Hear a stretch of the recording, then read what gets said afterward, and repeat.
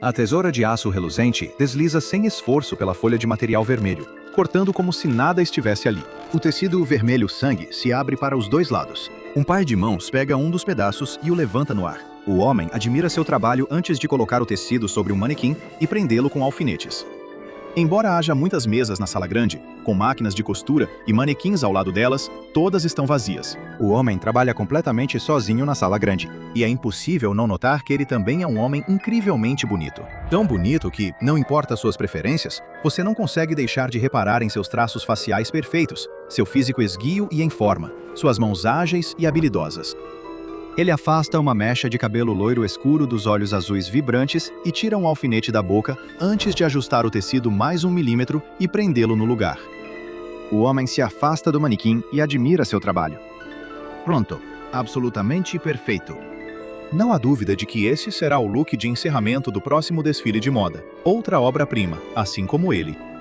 Mas isso não significa que ele terminou. Ainda há muito a ser feito, e ele volta ao trabalho em sua mesa, costurando pedaços de tecido para criar enfeites para o luxuoso vestido de alta costura. Ele está tão focado em seu novo design que nem percebe o gerente operacional da Maison no corredor, do lado de fora do ateliê. O gerente aponta pela janela de vidro na porta e diz aos 2 policiais que estão com ele que este é o homem que eles estão procurando. Houve uma série de crimes trágicos e misteriosos envolvendo pessoas ligadas a esta empresa de moda, e a polícia finalmente chegou a um suspeito. Bem, não exatamente a polícia, mas 2 agentes da Fundação SCP disfarçados de policiais. A fundação ficou desconfiada, depois de saber que houve vários casos de pessoas desaparecidas, assassinatos e colapsos nervosos, todos envolvendo pessoas ligadas a esta única empresa. E ainda mais especificamente, todos estavam ligados a um homem. Havia muitas evidências de que algo além de simples atividade criminosa estava acontecendo aqui. Algo estranho estava acontecendo. Algo anômalo. Um dos policiais faz um sinal de cabeça para seu parceiro antes de gesticular para o gerente sair. É sempre melhor não ter civis presentes durante uma contenção. O homem incrivelmente bonito ainda não percebeu seus convidados no corredor, permanecendo completamente absorvido em seu trabalho, e nem sequer levanta a cabeça quando os 2 agentes invadem o cômodo, ambos com as armas em punho, sem correr riscos. Parado! Largue sua arma! Um dos agentes grita, mas o homem bonito não responde e apenas continua cortando o tecido com sua tesoura. Eu disse para parar! Ele ordena novamente e desta vez, o homem bonito pelo menos parece tê-los ouvido, finalmente interrompendo seu trabalho. Ele lentamente levanta o olhar com seus olhos penetrantes para encarar os homens que invadiram seu espaço criativo. Largue sua arma agora, o agente diz a ele.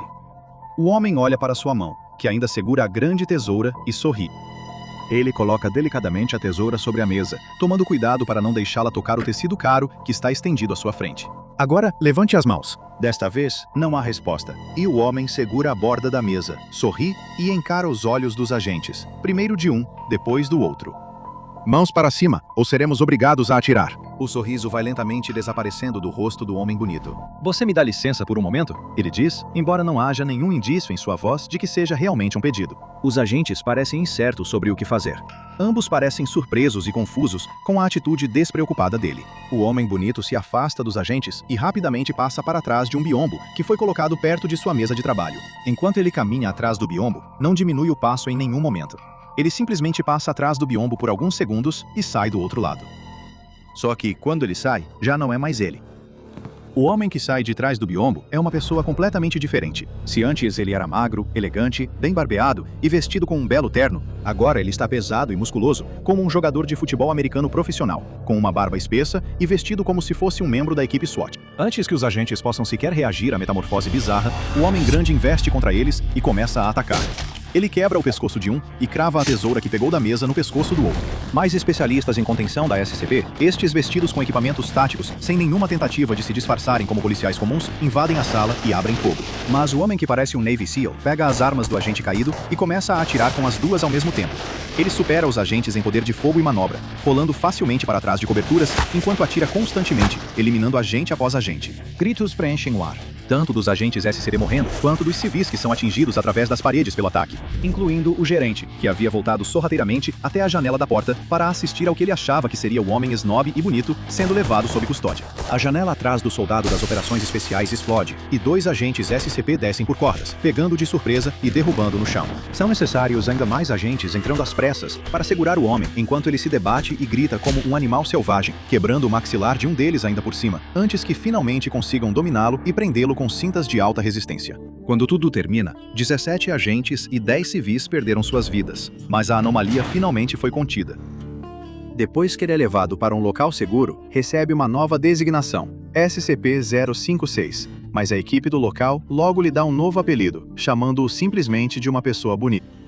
SCP-056 é uma das anomalias mais enganosas e uma das mais perigosas conhecidas pela Fundação SCP. É um ser cujo tamanho, gênero e aparência podem variar em um instante e que muda em resposta ao seu ambiente. A forma que mais comumente assumiu enquanto estava contido se assemelha a um homem que aparenta ter cerca de 20 e poucos anos. Sua aparência exata pode variar um pouco, mas ele sempre será o que poderia ser descrito como incrivelmente bonito, pelo menos de acordo com os padrões tradicionais da sociedade. Suas roupas também mudam para um estilo semelhante ao das outras pessoas ao seu redor, embora sempre sejam de qualidade superior e mais agradáveis esteticamente do que as de qualquer pessoa próxima.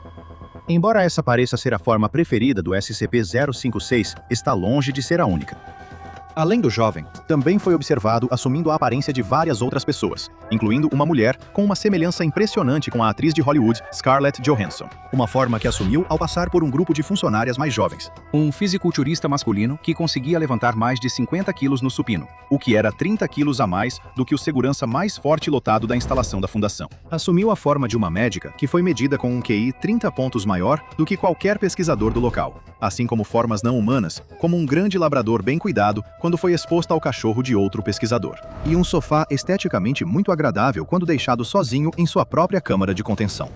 Essas mudanças de uma forma para outra ocorrem sempre que as pessoas perdem o foco na anomalia, algo que parece acontecer quando novas pessoas são expostas ao SCP-056. E, uma vez que elas perdem o foco, ele é capaz de mudar de aparência praticamente de forma instantânea. Tentativas de filmar a transformação resultaram no equipamento de gravação exibindo o mesmo efeito, aparentemente perdendo o foco e sendo incapaz de ver exatamente o que acontece quando o SCP-056 muda de uma forma para outra. Suas roupas mudam junto com sua forma corporal, embora até agora não tenha sido observado manifestando armas ou outras ferramentas. Grandes esforços foram feitos para determinar a forma original do SCP-056, embora até agora todos tenham fracassado. Quando colocado em uma cela de concreto vazia e sob vigilância constante por vídeo, as câmeras sofreram a mesma perda de foco que as outras, e em seguida registraram uma figura bastante surpreendente deixada na sala. O SCP-056 havia assumido a forma de uma câmera de vídeo, semelhante à que estava sendo usada para gravá-lo, embora fosse um modelo um pouco mais avançado e caro. Foram feitas tentativas adicionais para descobrir sua verdadeira forma, desta vez sem equipamentos de observação direta, com os pesquisadores utilizando varreduras passivas capazes de detectar mudanças em formas de vida. Quando deixaram o SCP-056 sozinho e o monitoraram usando essas ferramentas, não encontraram nada. Não havia temperatura corporal detectável, batimentos cardíacos ou mesmo peso. Parecia que, quando não era observado, o SCP-056 simplesmente deixava de existir. Aqueles que têm contato pessoal com o SCP-056 frequentemente relatam que a entidade anômala os faz sentir-se inferiores ou com inveja, como se não pudessem se igualar a ela, e ao mesmo tempo parecem buscar sua aprovação. Isso se estende ao pessoal de segurança do SCP, que expressa o desejo de seguir suas ordens, enquanto os pesquisadores tentarão argumentar com ela, algo que geralmente resulta em eles saindo da cela de contenção sentindo que foram superados pela inteligência dela. E as habilidades excepcionais de comunicação da SCP-056 parecem não ser limitadas por assuntos complexos ou barreiras linguísticas. Pesquisas mostraram que ela é fluente em pelo menos 200 dialetos diferentes e demonstrou um nível de conhecimento especializado em tópicos tão variados quanto moda, automóveis, ciência teórica, esportes e uma infinidade de outros. Em todos esses assuntos, ela geralmente demonstra ter mais conhecimento do que a pessoa com quem está conversando. E apesar de saírem das conversas se sentindo desanimados em relação às próprias habilidades, aqueles que conversam com o SCP-056 quase sempre expressam o desejo de falar com ele novamente, como se não conseguissem resistir a serem levados por ele a se sentir inadequados. Uma série de testes foi então realizada para descobrir que forma o SCP-056 assumiria quando exposto a várias situações, e os resultados foram bastante interessantes. No primeiro teste, um indivíduo classe D do sexo masculino recebeu uma faca e foi instruído a tentar atacar o SCP-056. O SCP-056 rapidamente assumiu a forma de um homem jovem e em boa forma física, que conseguiu desarmar o classe D atacante com facilidade e matá-lo com a faca. Em outro teste, uma funcionária classe D do sexo feminino entrou na cela dele, não com uma arma, mas com uma garrafa de vinho caro. A classe D foi recebida pelo SCP-056 na forma de uma mulher jovem e bonita, que aceitou o vinho, mas, ao experimentá-lo, cuspiu na cara da classe D e a mandou embora. Em seguida, os pesquisadores enviaram 2 funcionários classe D ao mesmo tempo, um homem e uma mulher, sem nenhuma ordem específica. O SCP-056 apareceu como uma mulher bonita em um terno de negócios bem ajustado, que passou a examinar ambos os funcionários classe D, apontando cada um de seus defeitos físicos antes de mandá-los embora. Os pesquisadores, então, tentaram enviar 10 indivíduos classe D para a cela, todos do sexo masculino, e que haviam expressado preferência romântica por mulheres. O SCP-056 apareceu como uma mulher especialmente bonita em um vestido vermelho decotado. O SCP-056 não interagiu com o grupo de nenhuma forma, mas após 10 minutos, os classe D começaram a parecer desconfortáveis. Logo, uma briga generalizada começou entre os classe D, enquanto eles se agrediam violentamente, aparentemente em busca da aprovação do SCP-056. O 056 parecia assistir à confusão com prazer por vários minutos antes de dar um fim nela e mandar todos saírem. Um membro da equipe então se ofereceu para ser testado com o SCP-056, uma funcionária de nível 4, que era considerada especialmente bonita. Ela entrou na cela do SCP-056, onde a anomalia assumiu a forma de uma mulher igualmente bonita e com aparência profissional, e as duas começaram a conversar, discutindo várias vantagens e técnicas avançadas de gestão de pessoal. A discussão parecia amigável, mas, após 90 minutos, a funcionária pareceu ficar furiosa com o SCP-056 e saiu rapidamente da sala. Embora ainda não tenham sido realizados testes cruzados com outros SCPs, quando questionado sobre outras anomalias, o SCP-056 demonstra uma rara vulnerabilidade, expressando ódio por elas e até mesmo, ocasionalmente, medo. SCP-056 tem sido relativamente benigno durante seu tempo de contenção na Fundação, aparentemente satisfeito em passar seu tempo ao redor dos funcionários da Fundação. Foi permitido que ele tivesse uma cela de sua própria escolha, assim como escolher seus próprios móveis, que tem tendido para uma decoração cara e elegante. Os seguranças designados para protegê-lo estão equipados com tranquilizantes de alta potência, e qualquer funcionário que apresentar irregularidades mentais após exposição prolongada ao SCP-056 deve passar por exame psicológico imediato. Ele frequentemente pediu acesso à internet, e quando questionado sobre o motivo desse desejo, o SCP-056 respondeu que a Fundação não conseguia lhe fornecer psicopatas suficientes e que queria que o mundo inteiro conhecesse seu rosto. Nem é preciso dizer que seu pedido de acesso à internet foi negado, e a anomalia, que foi classificada como Euclid, continua isolada do público em geral e permanece sob contenção da Fundação. O deserto é um lugar perigoso.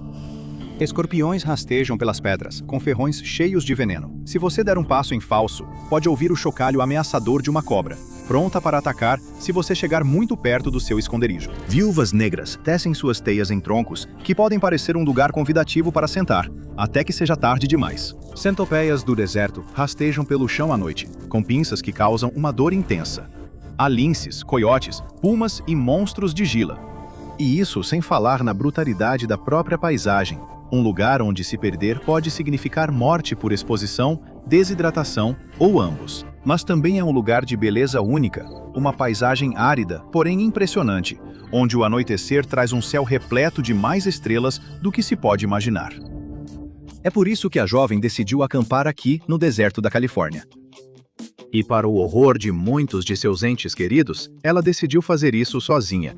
Seus pais imploraram para que ela não fosse quando souberam de seus planos, mas ela acalmou os medos deles como pôde, lembrando-os de seus anos de experiência acampando em ambientes hostis. Ela percorreu a maior parte da trilha dos Apalaches, contando apenas com a ajuda de um ex-namorado, afinal.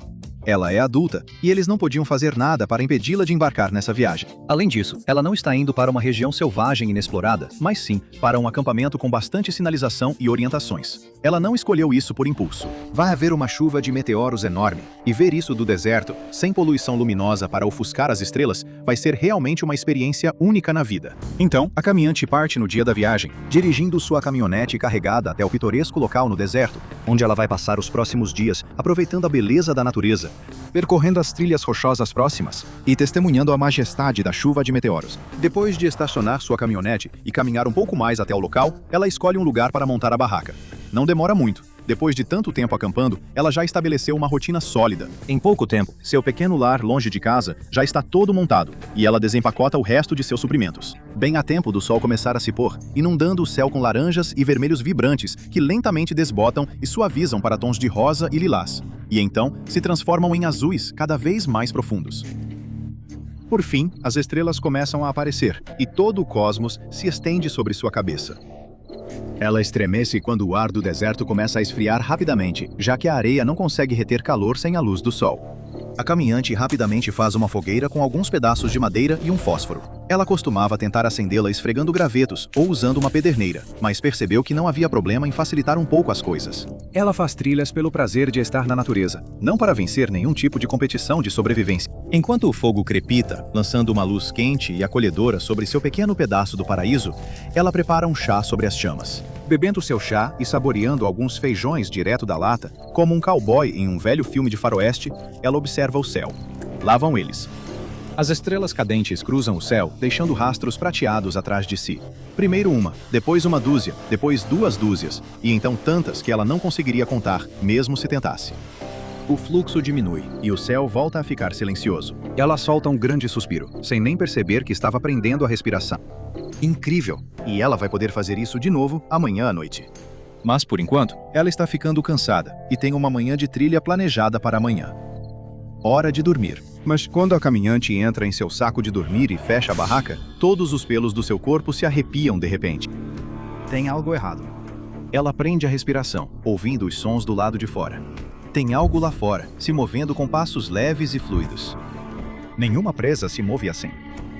Ela abre o zíper da porta da barraca, só o suficiente para espiar na escuridão. O estômago dela revira quando seu olhar encontra a fonte do som e sua crescente sensação de pavor.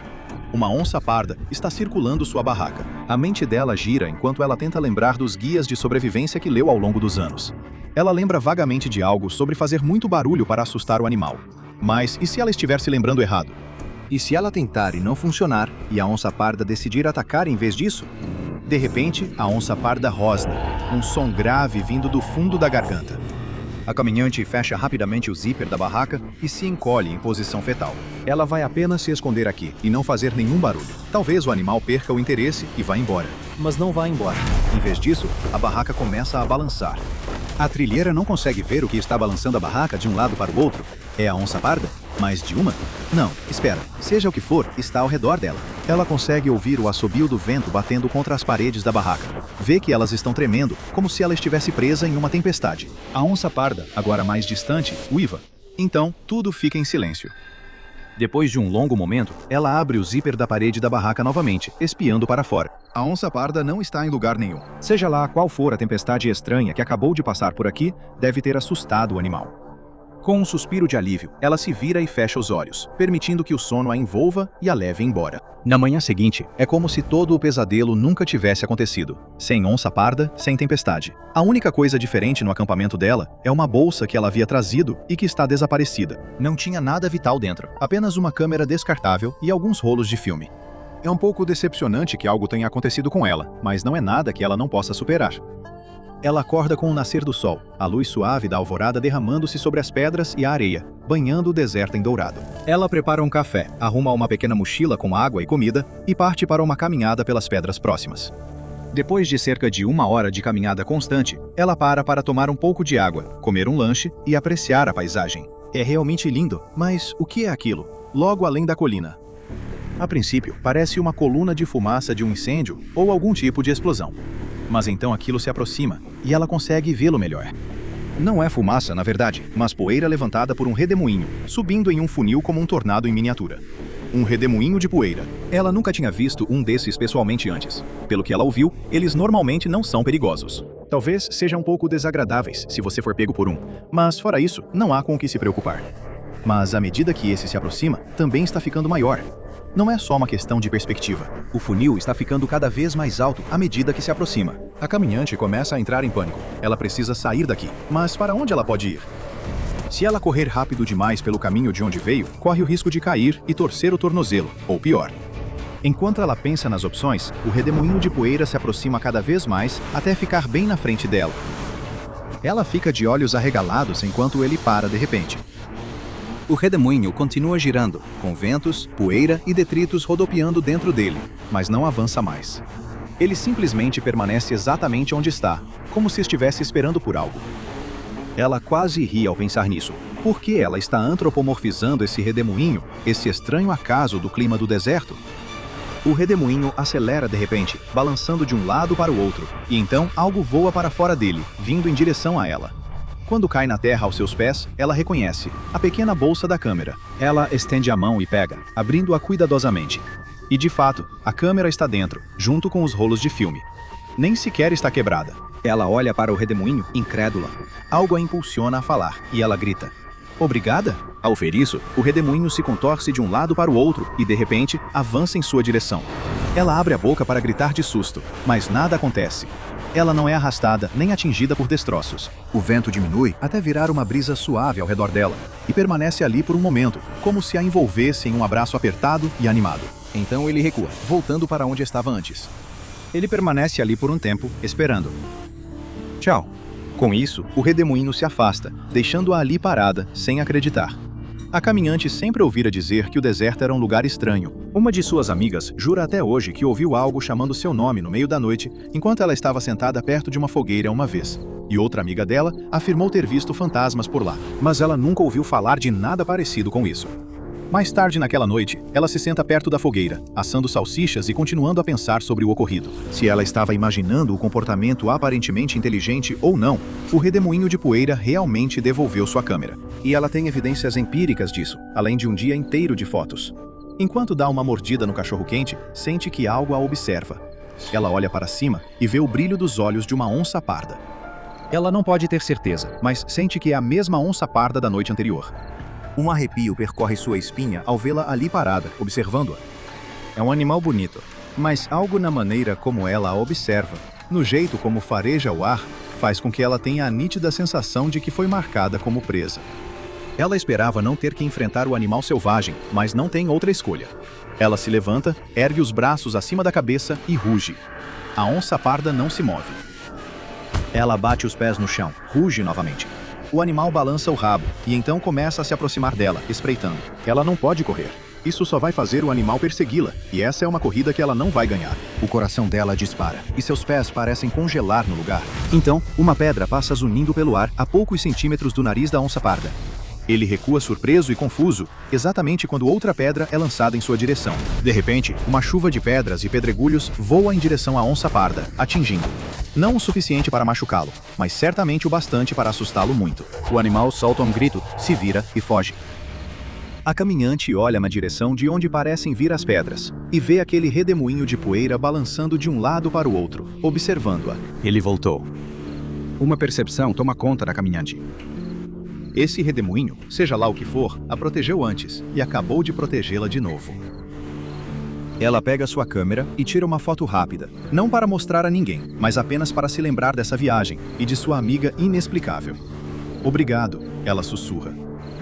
Ela não faz ideia, mas essa trilheira sortuda acabou de encontrar a entidade que a Fundação SCP chama de SCP-1352. SCP-1352 é um redemoinho, que foi classificado como um redemoinho de poeira devido à sua ausência de base de nuvem e intensa atividade elétrica. Foi observado que possui o nível de consciência e comportamento de um animal de estimação domesticado, como um cachorro. Leituras de anemômetro indicaram que suas velocidades de vento são de pelo menos 60 km por hora, mas isso pode mudar dependendo do humor da entidade. O SCP-1352 pode ser caracterizado como amigável e parece interessado em interagir com humanos. Ele carrega pequenos detritos em seus ventos, justamente para esse propósito. Depois de interagir com a pessoa, o funil do SCP-1352 irá encolher até uma altura de 3 metros e tentará envolver a pessoa ou as pessoas com quem interagiu.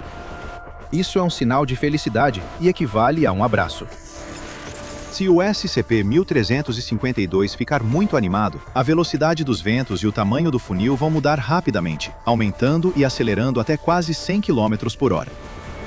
Se a entidade ficar com raiva, ela vai crescer até o tamanho de um tornado F5, a classe mais perigosa de tornado. Se o SCP-1352 entrar nesse estado de fúria, ele vai atacar a causa da sua raiva com destroços lançados a mais de 300 km por hora. Se o SCP-1352 não tiver oportunidade suficiente de interagir com pessoas, ele começará a agir de várias formas para chamar atenção. Se isso falhar, ele tentará se entreter sozinho. O SCP-1352 tem a habilidade de manipular seu vento para pegar objetos e colocá-los de volta, e já foi observado movendo itens que pesam até 500 quilos. Também foi demonstrado que ele entende e responde a comandos verbais, como fica, vai, vem aqui e busca. Com o tempo, a equipe de pesquisa conseguiu instruir o SCP-1352 a organizar objetos em padrões e resolver quebra-cabeças simples, como combinar objetos semelhantes entre si. O SCP-1352 foi capturado por uma força-tarefa móvel de agentes da Fundação, enviada para rastrear a entidade depois que a Fundação a identificou como algo diferente de um simples redemoinho de poeira. Para fornecer um resquício definitivo de como exatamente a entidade foi capturada, foi realizada uma entrevista entre o diretor da instalação de contenção do SCP-1352 e o membro da força-tarefa responsável por sua apreensão. Depois que o diretor da instalação perguntou como ele capturou o SCP-1352, o agente respondeu: "Eu não chamaria exatamente de captura. Enfim, depois que nos chamaram, rastreamos o sujeito até a costa. Lá encontramos ele vagando, pegando um pouco de lixo nas praias. Não sei porquê, acho que ele estava entediado." O diretor da instalação perguntou como o agente e sua equipe se aproximaram da entidade. Ele descreveu a situação. "Bem, a princípio nós o cercamos. Isso só o irritou, e ele começou a crescer de tamanho. O vento começou a ficar forte, então recuamos. Não conseguimos pedir reforço, ele estava causando algum tipo de interferência no rádio. Ele ficou parado naquele lugar, tentando nos sugar. O agente Redacted foi sugado e lançado a vários pés de distância. O agente ficou gravemente ferido, e suas costas foram quebradas pelo impacto. O chefe da força-tarefa não conseguiu chegar até seu companheiro caído, e ao olhar para cima, viu que o tornado estava bem acima de sua cabeça, sem saída. Por um momento, ele temeu que aquele fosse seu fim. Mas então, de repente, o vento cessou. O tornado encolheu até ficar com apenas 1/3 do seu tamanho original. Então, um pedaço de madeira próximo foi levantado do chão e arremessado, caindo bem ao lado dele. Por um momento, o agente apenas ficou sentado ali, olhando de um lado para o outro entre o pedaço de madeira e o tornado. Por que ele não estava atacando? O que estava esperando? Ele se movia de um lado para o outro na expectativa, como um cachorro abanando o rabo ansiosamente. Quando o agente alcançou o pedaço de madeira, tocando-o com a mão, o funil começou a se mover mais rápido. Ele estava animado. Seguindo seus instintos e os sinais do redemoinho de poeira, o homem pegou os pedaços de madeira. Em resposta, o redemoinho ficou mais alto, transbordando de energia brincalhona. Isso o fez lembrar de seu cachorro de infância, querendo brincar de buscar o graveto. Então ele puxou o braço para trás e lançou o pedaço de madeira pela praia. E, como esperado, o redemoinho de vento correu atrás do pedaço de madeira, pegando-o. O agente e o resto de sua equipe correram até o homem ferido e verificaram seus ferimentos. Eles chamaram uma equipe médica para vir e prestar assistência. Então o agente olhou para cima. O redemoinho estava de volta e havia recuperado o pedaço de madeira. Mais uma vez, ele jogou o pedaço de madeira no agente e esperou, se contorcendo de expectativa. Um dos agentes da força-tarefa falou: "Acho que esse redemoinho quer brincar de buscar com você." A princípio, o agente protestou, preocupado com a capacidade da entidade para a violência. Afinal, ela tinha acabado de causar o que provavelmente seria um dano permanente na coluna de seu colega de equipe. Mas o outro homem insistiu no assunto. "Ele não está nos atacando agora, e, além disso, eu prefiro que ele fique calmo agora do que irritado." Esse era um ponto válido. Então o agente brincou com o SCP-1352 até a equipe de recuperação chegar, jogando o pedaço de madeira na praia e esperando o redemoinho correr atrás, pegar e trazer de volta. O que mais ele poderia fazer? Não era como se eles pudessem atirar na coisa. Como você luta contra o vento? Usando seu novo brinquedo favorito, eles conseguiram atrair o redemoinho para um container de contenção, mas ele não queria ficar sozinho lá dentro. O agente explicou que alguém tinha que ficar com ele, senão ele ficaria deprimido e causaria outra confusão. Acabamos tirando a sorte, e o agente Redacted ficou com o palito mais curto. Tenho que admitir, esse foi o meu favorito. Ainda visitamos ele de vez em quando, e ele até pediu desculpas ao agente Redacted. SCP-1352 é mantido em um recinto em um vale isolado em Nevada, que foi equipado com abrigos contra tempestades. A entidade recebeu permissão para circular pelo recinto, desde que seja supervisionada por pelo menos um guarda de segurança durante o processo. O recinto tem 5 km² de tamanho e é cercado por uma cerca perimetral fincada a 10 metros de profundidade no solo. Ela deve ser fixada com segurança para evitar que seja deslocada. Para fins de enriquecimento, detritos devem ser colocados no recinto para que a entidade possa interagir com eles. Se não houver detritos adequados, ou se eles forem lançados para fora do recinto, mais devem ser fornecidos. Qualquer funcionário que deseje entrar no recinto só poderá fazê-lo com autorização prévia do diretor da instalação e deve usar o equipamento de proteção adequado durante todo o tempo em que estiver lá dentro. Se a entidade tentar sair do recinto, os guardas ou outros funcionários do local na área devem usar comandos verbais para impedir que ela rompa a contenção. Ao ler a transcrição da entrevista no arquivo do SCP-1352, fui surpreendido por um detalhe específico na história do agente. Ele afirmou que o redemoinho realmente pediu desculpas ao homem que havia ferido durante a captura. Mas como? Eu me perguntei. Isso seria possível? A entidade não tem boca, nem mãos para se comunicar por sinais. E também não parece possuir nenhuma habilidade psíquica. Bem, obtive minha resposta na forma de um adendo adicionado ao arquivo pouco depois de eu começar a lê-lo. Em uma certa manhã, que é claro, foi ocultada para todos que não possuem a autorização de segurança necessária, pesquisadores de campo notaram uma grande formação de detritos deixada no chão pelo SCP-1352. Era grande demais para ser vista do nível do solo, mas com o uso de um veículo aéreo não tripulado, os pesquisadores conseguiram observá-la claramente. Os detritos, compostos por pedras, folhas e pedaços de madeira, formavam a palavra Hello. Agora estava escrito errado, faltando um dos R's. Mas ainda assim é bastante impressionante para um funil de vento senciente em alta velocidade. Após esse acontecimento, o diretor da instalação autorizou experimentos de comunicação que serão realizados em breve. Estou ansioso para ler sobre eles quando chegar a hora. Suas asas coriáceas se abriram, tatuadas com símbolos arcanos de culturas há muito extintas. Seus pés com garras pisam no linóleo, cada passo deixando uma marca preta de queimadura que cheira a enxofre. Baba fumegante pinga as presas em chamas da criatura, aninhadas em círculos concêntricos sob seus olhos brilhantes, vermelhos como sangue. Seu olhar terrível já está fixo em sua presa, seu alvo, e nada poderá impedi-lo de conseguir o que deseja. Bananas orgânicas de comércio justo. 25% de desconto. O estudante universitário acorda em seu dormitório bagunçado após mais uma noite de devassidão. Sua cabeça está girando. Sua língua parece uma lixa. O quarto está cheio de latas vazias, copos descartáveis e garrafas, e seu colega de quarto ainda está apagado ao lado dele, com o rosto rabiscado por algum engraçadinho com uma caneta preta. Mas o estudante universitário não está pensando na noite anterior. Não que ele conseguisse se lembrar de qualquer coisa mesmo. Ele está pensando em seu estômago roncando. Ele precisa comer alguma coisa e beber algo, senão vai se sentir péssimo o dia todo. Ele sabe exatamente do que precisa. Uma omelete de bacon e um copo grande e gelado de suco de laranja. O café da manhã dos campeões. Só tem um problema. Quando o estudante universitário verifica a geladeira comunitária, ele vê que não há suco de laranja nem ovos. É aí que uma enxurrada de lembranças toma conta dele, menos como uma brisa fresca e revigorante do mar, e mais como se estivesse sofrendo afogamento simulado. Na noite anterior, ele e seus amigos idiotas fizeram aquele delicioso e salvador suco de laranja desaparecer em uma série de drinks screwdriver, e alterados, jogaram todos os ovos uns nos outros. Cara, ele pensa, isso é constrangedor. Eu realmente preciso me organizar. Mas antes que ele possa fazer qualquer grande mudança na vida, ele ainda precisa resolver o dilema do café da manhã. Omelete de bacon e um copo grande de suco de laranja ou nada feito. Ele coloca uma jaqueta leve, calça os sapatos, se certifica de que seu colega de quarto está deitado de lado só para garantir e sai pela cidade. É lá que ele vai encontrar o que precisa para transformar seu sonho de café da manhã em realidade. Em sua odisseia pela omelete, o estudante universitário passa por alguns dos cafés boutique locais. Provavelmente eles têm o que ele precisa, mas com o orçamento de um estudante, especialmente considerando o dinheiro que ele provavelmente gastou na festa da noite anterior, ele acha mais econômico simplesmente comprar os ingredientes e preparar o café da manhã ele mesmo. Afinal, sua mãe e seu pai sempre lhe disseram que a faculdade era sobre desenvolver habilidades para a vida. Mas é aí que um segundo problema aparece. Por algum motivo, todo supermercado ou mercearia por onde ele passa parece estar fechado. O que está acontecendo? Será que há algum tipo de feriado nacional que, de alguma forma, passou despercebido por ele? Enquanto sua cabeça de ressaca lateja como se alguém tivesse instalado um mini operário com uma britadeira dentro do cérebro dele, ele começa a perceber que toda essa situação não tem saída. Será que ele está condenado a um inferno sem omelete criado por ele mesmo, só pelo crime de querer se divertir em um sábado à noite? A vida pode ser tão cruel às vezes.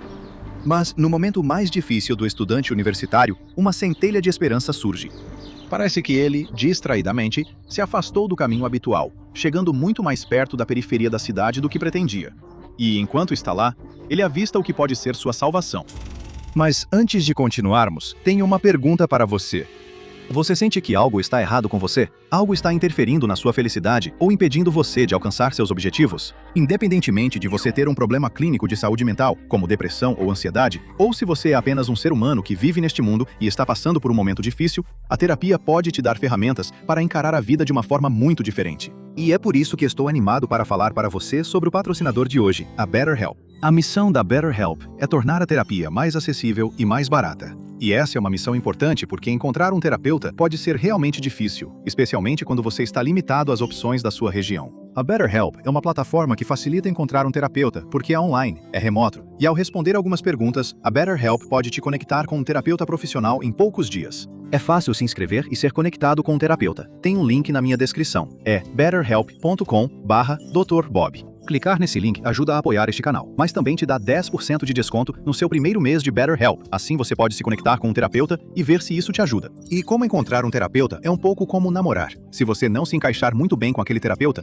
o que é algo comum na terapia, você pode facilmente trocar para um novo terapeuta sem custo adicional, sem se preocupar com seguro, se o terapeuta faz parte da rede credenciada do seu plano ou qualquer coisa assim. Então, se você está passando por dificuldades, considere a terapia online com a BetterHelp. Clique no link na descrição ou visite betterhelp.com/Dr. Bob. Mais uma vez, obrigado BetterHelp por apoiar este canal. E agora, de volta ao nosso estudante universitário de ressaca. Parece uma loja, um verdadeiro supermercado, com a placa acima da entrada dizendo Babylons. Com um novo ânimo, o estudante universitário vai direto para lá.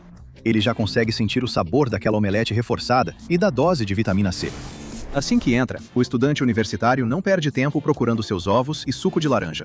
Nada na loja parece particularmente estranho, até ele ficar cara a cara com uma das pessoas que trabalham lá. Normalmente, ele está acostumado a ver pessoas da sua idade, ou até mais jovens, trabalhando como assistentes de loja. O homem para quem ele está olhando deve ter uns 45 anos, e apesar do uniforme meio bobo, é uma das pessoas mais intimidadoras que o estudante universitário já viu. Seus braços grandes e musculosos saltam para fora da camisa azul bebê do uniforme, cobertos pelo que parecem ser tatuagens de gangue intimidadoras. A cabeça do homem é completamente raspada, com uma longa cicatriz embaixo de um dos olhos e uma série de tatuagens de lágrima embaixo do outro. O estudante universitário não consegue evitar de pensar: caramba, será que eles começaram a contratar condenados à morte aqui? Estranhamente, esse homem incrivelmente assustador parece mais nervoso ao ver o estudante universitário aqui, como se ter um cliente na loja fosse um cenário que, de alguma forma, eles não tivessem abordado no manual de treinamento dos funcionários. O estudante universitário insiste educadamente que não vai precisar de ajuda. Ele só está aqui para pegar ovos e uma caixa de suco de laranja. Enquanto anda mais para dentro da loja, o estudante universitário não pode deixar de perceber que o homem estranho não é uma exceção. Toda vez que ele vê um funcionário da loja, é um homem grande, musculoso, coberto de tatuagens, que parece que deveria estar pegando de 25 anos a perpétua em San Quentin. Ele está se perguntando se talvez a loja esteja recebendo algum benefício fiscal por contratar ex-presidiários, quando vê algo estranho no corredor à sua frente, parado na seção refrigerada. É névoa, mas não o tipo de névoa dispersa que você vê por aí. É mais como uma coluna sólida de névoa. Se o estudante universitário não conhecesse melhor, poderia até pensar que a coluna de névoa era estranhamente humanoide. Mas ele pisca e a névoa desaparece. Então talvez fosse apenas algum produto estranho da sua imaginação de ressaca.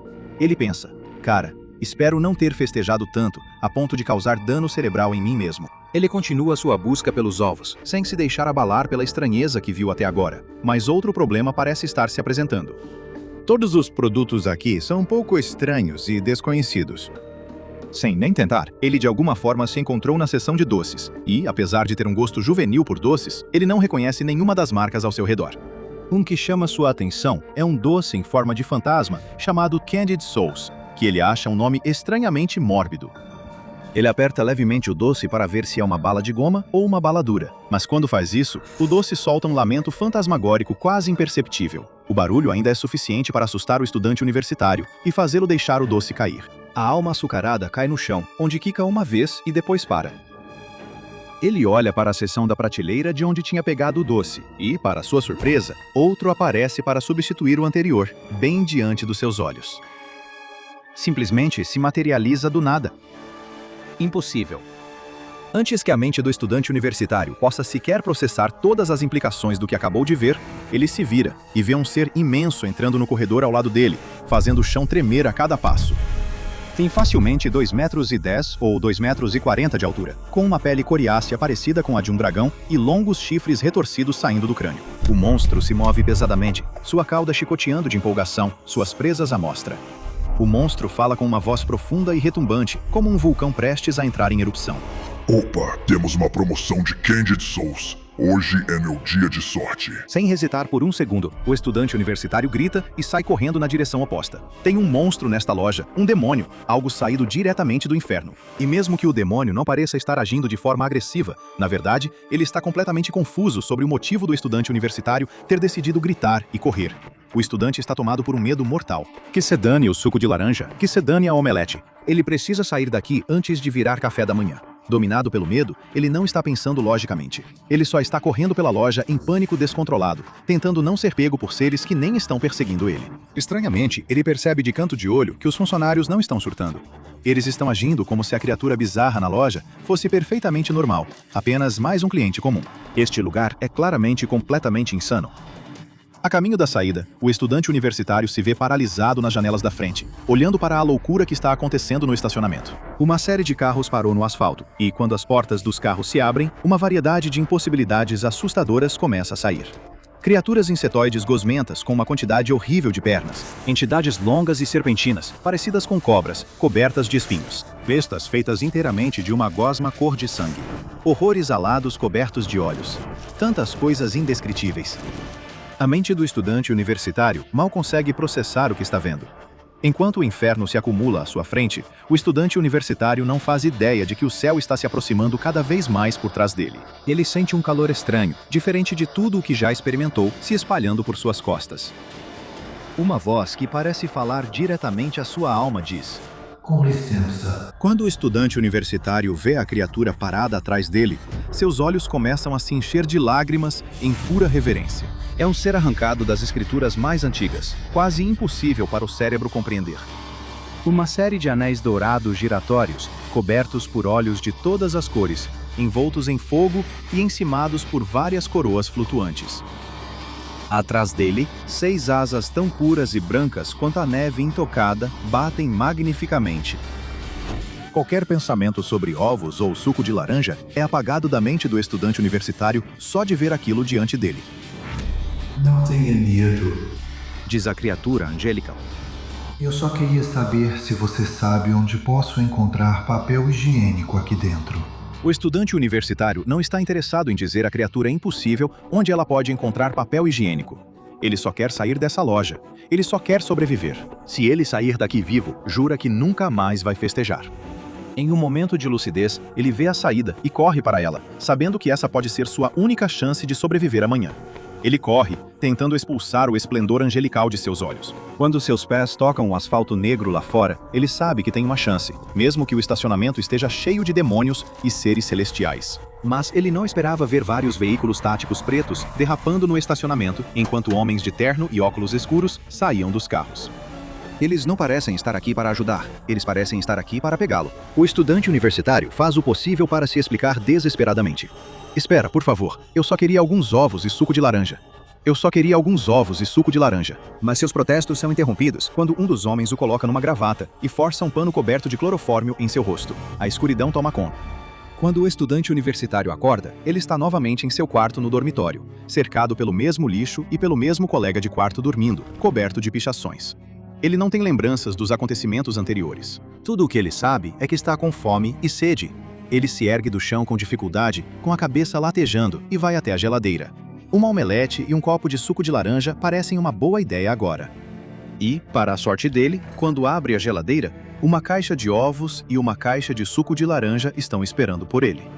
Embora ele não saiba por que comprou o suco de laranja com polpa, isso está longe de ser uma experiência de varejo normal, a menos que você se encontre fazendo compras na SCP-2854, também conhecida pelo codinome Little Shop Mart of Horrors, embora seja mais conhecida pelos seus clientes como Babylons. Para um observador destreinado, parece ser um supermercado abandonado, localizado a 3 quilômetros do sítio de contenção da Fundação 118. Mas para aqueles com as autorizações adequadas, é conhecido por ser uma bizarra coleção de fenômenos anômalos.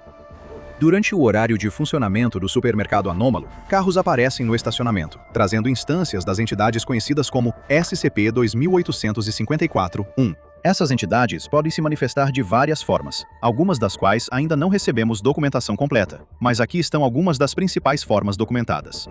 Primeiro, as formas incorpóreas. Uma delas é uma forma com olhos visíveis, envoltos em longas correntes intangíveis. As outras são criaturas semelhantes à névoa, sem traços faciais discerníveis. Os seres corpóreos são consideravelmente mais intimidantes de se olhar. Isso inclui entidades angelicais, no sentido biblicamente preciso, com muitas asas e olhos, e seus equivalentes, grandes entidades que parecem consistentes com a multiplicidade de demônios descritos na mitologia cristã. Em termos de layout geral, Babylons não é muito diferente de um típico pequeno supermercado independente. Há caixas registradoras, um depósito e vários corredores de produtos. Imagino que você provavelmente está se perguntando que tipo de produtos eles vendem na Babylons. E, para sua sorte, também temos alguns arquivos desclassificados sobre isso. Um dos produtos de confeitaria disponíveis é um doce chamado Candied Souls, uma goma em forma de fantasma de desenho animado, embalada em papel rosa. Eles também vendem ovos, segurando tridentes, que produzem chamas de uma fonte desconhecida em um recipiente vermelho hermético adornado com pentagramas. Eles são chamados de ovos endiabrados. Para aqueles com gostos mais carnívoros, há cachorros quentes com 3 cabeças cilíndricas separadas que latem independentemente umas das outras, embalados em um recipiente plástico com o rótulo Demon Dogs. E, claro, há pão de cor verde, em forma de entidades humanoides em avançado estado de decomposição, embalado em um recipiente plástico com o rótulo Unbread. Muito fofo, tenho certeza de que você vai concordar. Quando os produtos são retirados das prateleiras, eles se regeneram automaticamente, com a velocidade da regeneração dependendo do nível de demanda pelo produto na loja. O maior intervalo para regeneração é de 30 minutos. O menor é de 1 segundo. De onde vêm os produtos ainda é um mistério. A moeda com a qual as entidades SCP-2854-1 pagam pelos produtos também não foi identificada. É uma moeda de papel com inscrições em uma escrita desconhecida, com a imagem de um gnomo nela. Depois que os produtos são comprados, as entidades retornam ao seu cartão e deixam de se manifestar. Uma transação perfeitamente razoável, por assim dizer. A Fundação estava fazendo um trabalho admirável mantendo essa anomalia contida, mas como muitos pequenos negócios, Babylons logo viu sua clientela sendo atraída pelo Walmart local.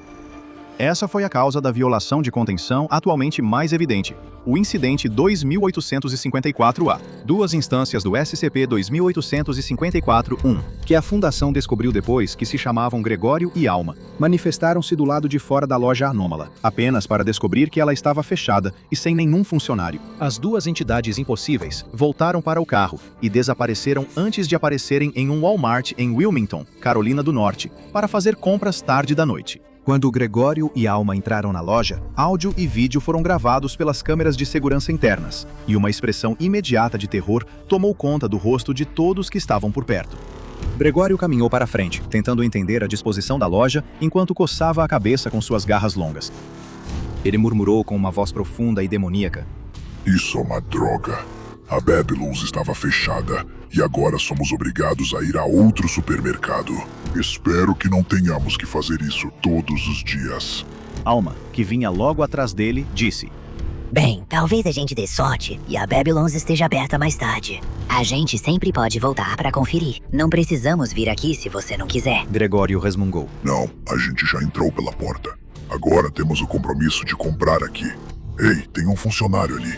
Talvez ele possa nos ajudar. O funcionário estava de costas, fazendo um inventário desanimado em uma prancheta radial surrada enquanto as 2 entidades se aproximavam. Gregório perguntou educadamente onde eles poderiam encontrar a seção de produtos orgânicos. Eles eram de fora da cidade e nunca tinham visitado um Walmart. Assim que o funcionário respondia mecanicamente que os produtos orgânicos podiam ser encontrados no corredor 4, ele se virou e viu com quem, ou com o que, ele realmente estava falando. Seus olhos se encheram de lágrimas contra a própria vontade. Suas pernas começaram a tremer. Era impossível. Ele devia estar vendo coisas, mas não estava. Ele cerrou o maxilar e se preparou para a morte, mas, em vez disso, sentiu um choque de energia. Ele se virou e saiu correndo, gritando que havia monstros na loja. Gregório e Alma correram atrás dele, ainda confusos sobre onde encontrar os produtos orgânicos que tinham vindo procurar. Enquanto eles pediam para o funcionário diminuir o passo, ele apenas gritava mais alto e corria direto para a saída, seguido por uma multidão de clientes em pânico. Gregório fez uma careta, confuso, e murmurou: Poxa, que droga. O atendimento ao cliente aqui é péssimo. Adivinha de quem foi a ideia de comprar aqui, Gregório? Brincou Alma. Cale a boca, Alma. Nós vamos encontrar sozinhas. Enquanto Alma e Gregório se separavam para explorar a loja, esperando que os produtos orgânicos se revelassem, um vigia noturno ligava freneticamente para a polícia, delirando e reclamando sobre monstros de verdade terem invadido a loja. Isso só ia piorar o caos, já que 3 grupos diferentes foram alertados pela ligação: a polícia local de Wilmington, a Fundação SCP e a Unidade de Incidentes Incomuns. Para quem não sabe, a Unidade de Incidentes Incomuns é um dos grupos de interesse mais obscuros e ineficazes com os quais a Fundação SCP ocasionalmente tanto colabora quanto entra em conflito. Eles são o departamento anômalo do FBI, investigando casos de natureza incomum. Eles têm uma equipe muito reduzida, poucos recursos e equipamentos insuficientes se comparados à Fundação SCP e até mesmo à Coalizão Oculta Global. Na maioria das vezes, eles atrapalham a Fundação se intrometendo durante investigações importantes. Este foi mais um desses casos. Logo, um bloqueio de agentes da UIU e policiais comuns, sem anomalias, foi montado ao redor do Walmart, gritando pelo alto-falante para Gregory e Alma saírem e se renderem. Naturalmente, isso fez com que eles começassem a discutir de novo. Acho que nossa ida às compras atraiu mais atenção do que imaginávamos. Qual foi sua primeira pista? Os clientes em pânico? Talvez o caixa que achou que éramos malucos? Uau! Como você conseguiu perceber isso, Gregory? Você deve ser um gênio ou algo assim. Cala a boca, Alma. Essa sua atitude já está me tirando do sério. Vamos embora, tá bom? Eles não vão deixar a gente sair em paz mesmo. Gregory e Alma saíram do Walmart, e então foram cercados e detidos pelos agentes da UIU. Nesse momento, a Fundação SCP chegou para assumir a situação. Eles contiveram Gregory e Alma de forma inofensiva em alocadores de mutágeno espectral tipo 3. Todos os presentes foram amnesticizados e depois liberados. Tudo isso apesar da UIU. Desde que o incidente 2854-A foi documentado, a Fundação classificou o SCP-2854 como Euclid e modificou seus procedimentos de contenção de acordo. A Fundação comprou o terreno onde a loja aparentemente abandonada está localizada e ergueu uma cerca de arame de 2 metros de altura ao redor do perímetro. A loja é operada por uma equipe rotativa de classe D e agentes disfarçados da Fundação, que devem estar sempre atualizados sobre a disposição dos produtos na loja para melhor auxiliar as instâncias SCP-2854-1. Clientes satisfeitos têm menos probabilidade de fazer compras em outros lugares. Afinal, o pessoal infiltrado assume o papel ativo no confinamento das instâncias SCP-2854-1, dentro de um raio de 8 km do SCP-2854. Qualquer pessoa que solicitar transferência receberá gratuitamente um curso de amnésticos classe A, para garantir que não levará nenhuma das memórias para sua próxima designação. Imagino que a maioria das pessoas que trabalham no varejo gostaria que seus empregadores tivessem procedimentos semelhantes. Equipe do avança. A Casa Vermelha, armas em punho. As comunicações deles crepitam com informações sendo repassadas pelo drone acima. Uma assinatura de calor dentro. O alvo está definitivamente em casa. O líder do esquadrão faz um sinal para os soldados, gesticulando para que cubram o flanco da equipe. 2 de seus homens entendem imediatamente, com os rifles erguidos. O restante da equipe 2 se posiciona, aguardando a ordem para arrombar a porta. Mas antes que as palavras possam sair de sua boca, um dos homens, T-22, percebe a maçaneta da porta se mover. Ele avisa, alertando os outros. A formação se fecha. O mesmo acontece com a pressão nas empunhaduras de seus fuzis, exatamente quando o alvo aparece atrás da porta. O líder do esquadrão se prepara. Ele sabe que o alvo parece uma mulher comum, ou pelo menos, costumava parecer. A transmissão ao vivo, exibida nos óculos presos ao seu capacete, mostrava a verdade. Enormes manchas vermelhas cobrem a maior parte do rosto dela, descendo pelo pescoço e braços até os dedos que estão fechados em torno de uma faca de cozinha.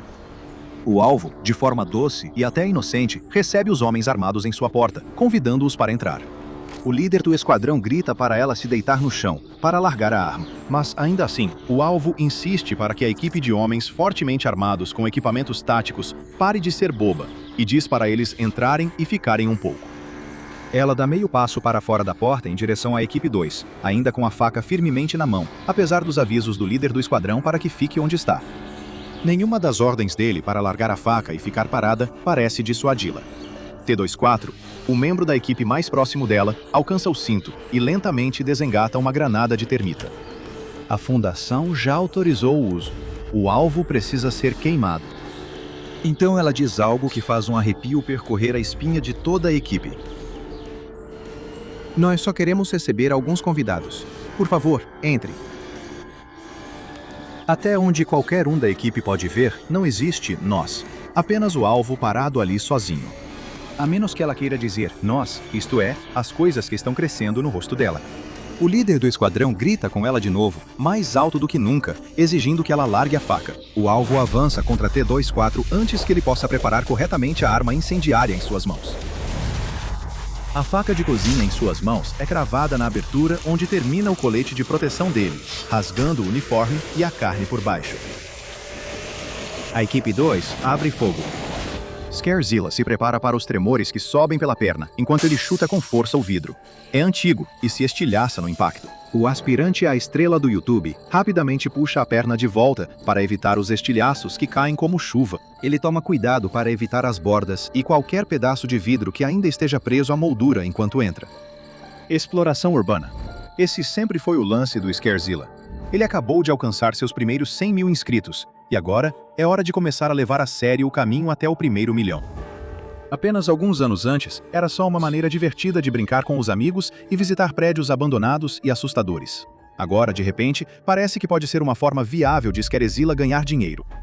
Mas, para levar isso a sério, ele teve que tomar algumas decisões. Ao ligar sua lanterna, o feixe branco e brilhante ilumina o corredor à sua frente. Antes de avançar mais, ele tira 2 itens essenciais da sua mochila: sua máscara e seu novo celular. O último é óbvio. Sem seu xodó, ele estaria perdido. A câmera grava em 4K e seu flash embutido era perfeito para explorar prédios escuros e abandonados. E fazer uma transmissão ao vivo para comemorar 100 mil inscritos seria literalmente impossível sem ela. O outro é resultado de uma dica que o pai dele deu quando ele começou a levar a sério esse negócio de ser youtuber. Compre uma máscara contra amianto. O perigoso de muitos prédios antigos não é só o risco de se machucar, é que eles costumam conter materiais que são realmente perigosos para a sua saúde. Então o pai do Scarezilla deu um conselho de graça para ele comprar uma máscara contra amianto e depois declarar isso como despesa de trabalho quando chegar a época do imposto de renda. Colocando a máscara e apertando as tiras, Scarezilla prepara a transmissão e começa a fazer uma introdução para o pessoal que está assistindo do conforto de seus quartos. Um microfone de lapela está preso na camisa dele, captando melhor a voz para não ficar muito abafada pela máscara. Ele dá as boas-vindas aos seus inscritos para mais uma live incrível, com alguns comentários de apoio incentivando Scarezilla e deixando-o animado para a live. Algo se move. Os sons de algo vivo ecoam pelo corredor deserto. Scarezilla se assusta, e quem assiste à transmissão percebe claramente sua reação, mas rapidamente ignora o barulho. Provavelmente era um rato. Mais alguns espectadores entram na transmissão, enquanto Scarezilla começa a seguir pelo corredor. Ele espreita dentro dos quartos, com o celular à frente, iluminando o hospital vazio que começou a enferrujar e apodrecer. O hospital parece exatamente como era quando foi abandonado pela primeira vez, como se todo mundo simplesmente tivesse saído e desaparecido em um dia. Partes foram queimadas quase até virar cinzas. Scarezilla lembra de ter lido que houve um incêndio florestal na região que destruiu a maior parte da pequena cidade. Andando por lugares como este, é difícil para Scarezilla ignorar o quão isolado ele está. Antigamente, ele e seus amigos exploravam juntos lugares como este, procurando prédios assustadores sobre os quais tinham ouvido histórias de fantasmas. Eles geralmente traziam tacos de beisebol e spray de tinta para contribuir com o vandalismo que já cobria o lugar. Mas ele já tinha deixado todos eles para trás. Scarezilla era sua marca, uma carreira em ascensão, e ele não podia deixar ninguém impedi-lo disso, nem mesmo seus amigos. Ainda assim, ele não estava totalmente sozinho, graças ao seu chat. Os comentários estão chegando em peso agora. Alguns espectadores fazem doações que permitem que eles toquem sons na transmissão. O primeiro é, claro, um grito alto e horrorizado, um áudio tirado diretamente de um filme de terror. É fácil rir disso, já que ele já esperava totalmente que os espectadores tentariam desconcentrá-lo e assustá-lo. E olha, eles podem tentar à vontade, na opinião do Scarezilla. Cada doação ainda é dinheiro no bolso dele. Ele passa por alas cheias de camas de hospital vazias, movendo a câmera do celular sobre elas, tentando ignorar os comentários, dizendo que era quase certo que alguns pacientes tinham morrido naquelas camas. Então, outro barulho distrai o Scarezilla. Não um vindo da transmissão no celular, mas algo caindo na sala ao lado. Ele congela. Nada que foi deixado parado em um lugar abandonado cai sozinho. Alguma coisa tem que ter derrubado. Ele tenta se convencer de que é só outro rato, mas os espectadores da transmissão também ouviram, e como uma plateia entusiasmada, eles querem ver o que causou isso. Sabendo muito bem que nada provavelmente vai pular do escuro e atacá-lo, Scarezilla sai relutantemente da ala em que estava. Ele atravessa outro corredor vazio e queimado em direção ao quarto de onde veio o som. E, de fato, um velho suporte de soro parece ter caído no chão. Vasculhando o quarto com o pequeno LED branco do seu celular, Scarzilla tenta ver o que tinha causado aquilo. Uma forma escura dispara debaixo de uma cama de hospital. Scarzilla sente ela passando por cima do seu pé e grita, deixando o celular cair com a tela para baixo, a câmera voltada para o teto. A luz do flash ilumina um rato enorme e inchado enquanto ele sai correndo do quarto. Scarzilla suspira aliviado e então se prepara para as inevitáveis zoações dos seus seguidores nos comentários. Alcançando seu celular e virando, Scarzilla anuncia que era apenas um roedor de tamanho incomum, esperando ver mensagens zombando do grito que ele deu. Mas, em vez disso, todos os comentários parecem estar discutindo outra coisa, mal demonstrando interesse no que aconteceu com o Scarzilla. O chat está cheio de comentários sobre o teto. Estranhos círculos escuros. @urbexfan420. Eca, o que é tudo isso? @SpookyWatcher237. Que nojo, isso é mofo? Here in my garage. Here in my garage 7 respondeu. Nada disso, cara. Isso é só de onde o prédio pegou fogo. @DeGreber68 respondeu. Tem alguma coisa estranha nesse teto, mano? O que são todos esses círculos escuros? Scarzilla estica o pescoço para olhar para o teto, onde a câmera do celular estava apontando há apenas um momento. Não tem nada lá. Está um pouco desgastado, mas nada de incomum para um prédio abandonado. E não há sinais de nenhum dos círculos escuros de que as pessoas nos comentários estavam falando. Achando que já entendeu o que está acontecendo, o explorador urbano suspira e repreende seu chat de forma brincalhona por tentar enganá-lo, ignorando os comentários insistentes para ele se virar e olhar para o teto. Usuária Alana. Estou te dizendo, Zilla. Olha, tem alguma coisa lá em cima. Você não está seguro. Ignorando, Scarzilla anuncia que vai sair do hospital vazio. De repente, ele sente um frio e uma necessidade enorme de ir para casa, onde pode aumentar o termostato. Mas ele garante aos seus seguidores que a transmissão não vai acabar agora.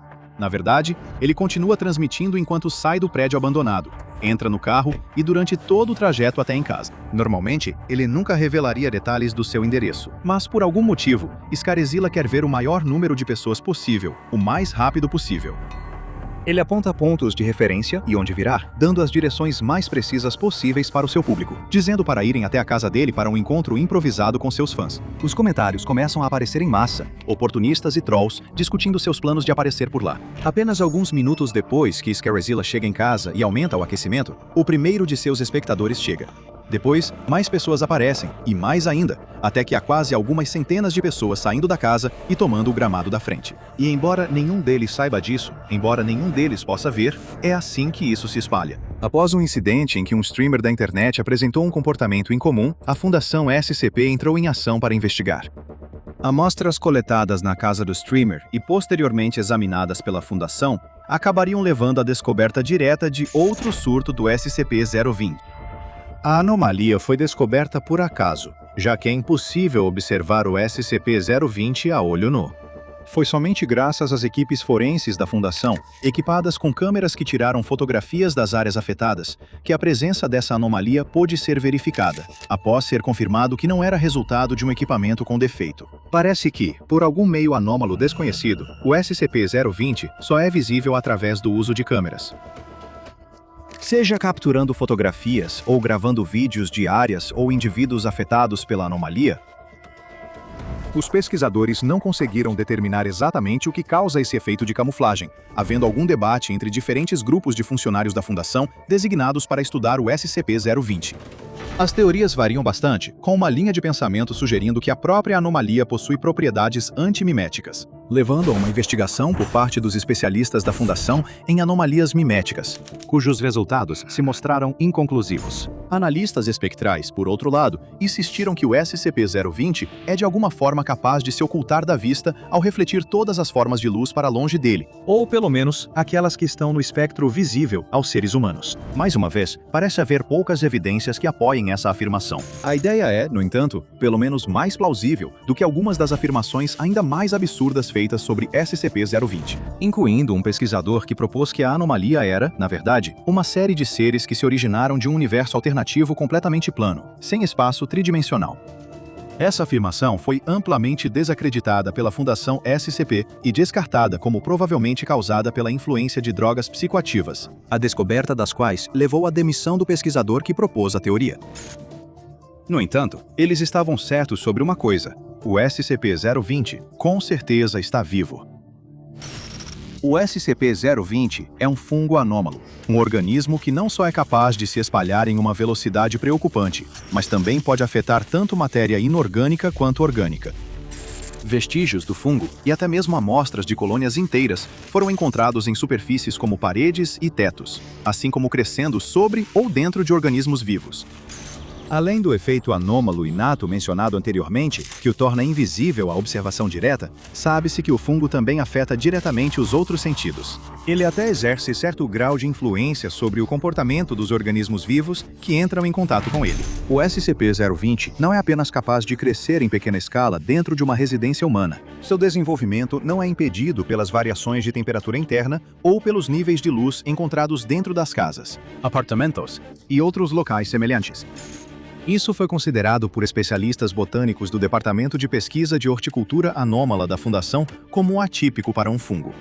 A maioria dos tipos de fungos é conhecida por se desenvolver melhor em condições de pouca luz, assim como em locais particularmente úmidos e quentes, já que temperaturas mais frias os tornam inertes. O fato de o SCP-020 aparentemente não ser afetado pelo nível de luz presente em uma casa humana dá alguma credibilidade à teoria de que esse fungo não é afetado pela luz no espectro visível. Embora a causa exata dessa invisibilidade ainda não tenha sido determinada, isso levou ao nome coloquial entre os pesquisadores, o mofo invisível. Uma vez que uma colônia desse mofo anômalo se forma dentro da casa de uma pessoa, a próxima etapa de seu ciclo de vida começa. Esporos são liberados pelo fungo, que também são impossíveis de perceber a olho nu. No entanto, durante testes e observação com vigilância por vídeo das amostras do SCP-020, pesquisadores da Fundação conseguiram determinar que existe um padrão em como esses esporos se comportam após serem liberados, e como aqueles afetados por eles se comportam. Se os esporos entrarem em contato direto com a pele ou forem inalados sem que a pessoa perceba, eles causarão uma mudança rápida no lobo frontal da pessoa afetada, a parte do cérebro responsável por ser o centro de controle comportamental e emocional. A mudança específica desencadeada pelos esporos é universalmente a mesma, independentemente do sujeito humano afetado pelo SCP-020. Um sujeito afetado começará a sentir frio, sugerindo que os esporos são capazes de afetar diretamente uma área específica do lobo parietal do cérebro, o córtex somatosensorial. Qualquer especialista em neurologia da Fundação dirá que essa é a área do cérebro que avalia e processa sensações táteis de todo o corpo, incluindo posição, pressão, dor e, de forma crucial, temperatura. Ao ser informado pelo córtex somatosensorial de que está sentindo mais frio, o indivíduo afetado pode ser compelido pelos esporos SCP-020 a aumentar os níveis de calor e umidade dentro de sua casa. Isso geralmente é feito com a ajuda de termostatos e outras tecnologias de aquecimento doméstico, mas a Fundação tem conhecimento de vários casos de colônias SCP-020 se formando em acomodações alugadas sem instalações adequadas de aquecimento. Os pesquisadores ainda ficam impressionados e um pouco alarmados com os métodos empregados pelos indivíduos afetados pelos esporos, que conseguem aumentar com sucesso os níveis de temperatura e umidade nesses ambientes. Agora, aumentar a temperatura de um cômodo por sentir frio dificilmente é considerado um comportamento anormal, mesmo que seja desencadeado pela presença de esporos fúngicos anômalos. No caso daqueles afetados pelo SCP-020, porém, a compulsão de tornar o ambiente em que vivem mais quente e úmido não serve apenas para afastar o frio. Embora possam acreditar que estão agindo por conta própria e que estão aumentando a temperatura como normalmente fariam. Na verdade, os indivíduos afetados estão transformando suas casas em um habitat mais adequado para o mofo invisível e também estão se tornando um habitat mais adequado para ele. A Divisão de Botânica da Fundação SCP confirmou que, assim como fungos não anômalos, as colônias do SCP-020 crescem mais rapidamente em ambientes suficientemente úmidos e quentes. No entanto, os efeitos dos esporos do SCP-020 no cérebro humano não se limitam apenas a alterar a temperatura e criar melhores condições para o mofo invisível crescer, mas também ajudam a espalhá-lo. Quando o lobo frontal é afetado pelos esporos do SCP-020, o indivíduo sente um impulso compulsivo de interagir socialmente com outras pessoas com a maior frequência possível e com o maior número de pessoas possível. Essa mudança de comportamento, que pode ser difícil de detectar em indivíduos já extrovertidos ou socialmente ativos, Normalmente se manifesta na organização de reuniões em grupo, na residência onde a colônia do SCP-020 está presente. Amigos, familiares e até conhecidos e colegas de trabalho daqueles infectados pelo mofo invisível provavelmente receberão convites repetitivos e insistentes para se juntarem ao indivíduo afetado em sua casa. Ao comparecer a qualquer uma dessas reuniões propostas, essas pessoas não terão consciência da infestação do SCP-020, pois não conseguem percebê-la. No entanto, sem que eles saibam, sua presença permitirá que o fungo invisível e anômalo se espalhe, já que esporos das colônias de mofo ao redor da residência da pessoa afetada se fixam nas roupas dos convidados. Em alguns casos, imagens de câmeras revelaram que os esporos podem pousar na pele desses participantes, e novas colônias do SCP-020 se desenvolvem e crescem diretamente em seus corpos. Isso geralmente é caracterizado pelo aparecimento de manchas avermelhadas intensas, quase cor de beterraba, na pele. No entanto, como mencionado, essas manchas só são visíveis por meio de fotografias ou gravações em vídeo. Mesmo com os esporos agora espalhados para novos locais, através de novos portadores, as colônias do SCP-020 na residência original não param de produzir esporos. Isso continuará em um ritmo exorbitante até que a quantidade de esporos e colônias de mofo invisível presentes em um local atinja um nível crítico de concentração. Quando isso acontece, os efeitos dos esporos no sujeito inicialmente infectado se tornam rapidamente mais extremos. A saúde geral deles começará a se deteriorar, resultando em morte após um curto período de tempo. No entanto, uma vez que o sujeito afetado tenha falecido, ele ainda representa um risco de disseminação da infecção SCP-020. O mofo continuará a crescer, permanecendo invisível em um corpo falecido, permitindo que ele se espalhe para qualquer socorrista, paramédico, agente de saúde ou qualquer outra pessoa que possa entrar em contato com o cadáver afetado. Isso também, em vários casos, levou à descoberta de várias colônias do SCP-020 em necrotérios e funerárias, assim como dentro de veículos usados no transporte de corpos afetados. A descoberta inicial da fundação do SCP-020 ocorreu em uma residência particular em Crinto, lar de uma mulher que trabalhava em um hospital local. As preocupações surgiram primeiro de um agente disfarçado da fundação infiltrado entre os funcionários do hospital, que percebeu que uma de suas colegas estava apresentando uma mudança drástica em sua personalidade. Se antes ela era reservada e introvertida, a mulher parecia estar fazendo esforços ativos, quase agressivos, para socializar com o maior número possível de pessoas, tanto durante o trabalho dela no hospital quanto fora do trabalho. A mudança de comportamento, neste caso, foi tão dramática que foi imediatamente notada pelo agente infiltrado no hospital. E depois de relatar isso a um especialista comportamental da fundação, eles conseguiram determinar que essa mudança não havia sido causada por nenhum fator psicológico. Com a presença de uma infecção comportamental anômala desconhecida, na época, a Força Tarefa Móvel 810, também conhecida como CCNO Evil, foi enviada para a casa da mulher afetada. Veículos aéreos não tripulados detectaram sua assinatura de calor de cima, e os operativos da Força Tarefa Móvel avançaram para invadir a casa, apenas para encontrar a mulher parada na porta, segurando uma faca de cozinha. O vídeo do incidente mostrou que 2/3 do rosto dela estavam cobertos por colônias do SCP-020. Gravações de áudio e vídeo da missão capturaram ela dizendo: "Nós só queremos receber alguns convidados." Pesquisadores da Fundação questionaram se existe ou não alguma qualidade parasitária ainda não descoberta no SCP-020. No entanto, não se sabe se, e em que medida, o mofo invisível usa as pessoas afetadas como hospedeiras. Após a Força Tarefa Móvel eliminar o portador original, uma equipe de contenção da Fundação iniciou uma investigação. Através do uso de análise espectral e varreduras minuciosas das áreas ao redor, a Fundação rapidamente percebeu que o problema era muito maior do que apenas uma mulher ter sido infectada. Havia centenas de infectados, milhares de colônias, potencialmente centenas de milhares, se não milhões de esporos.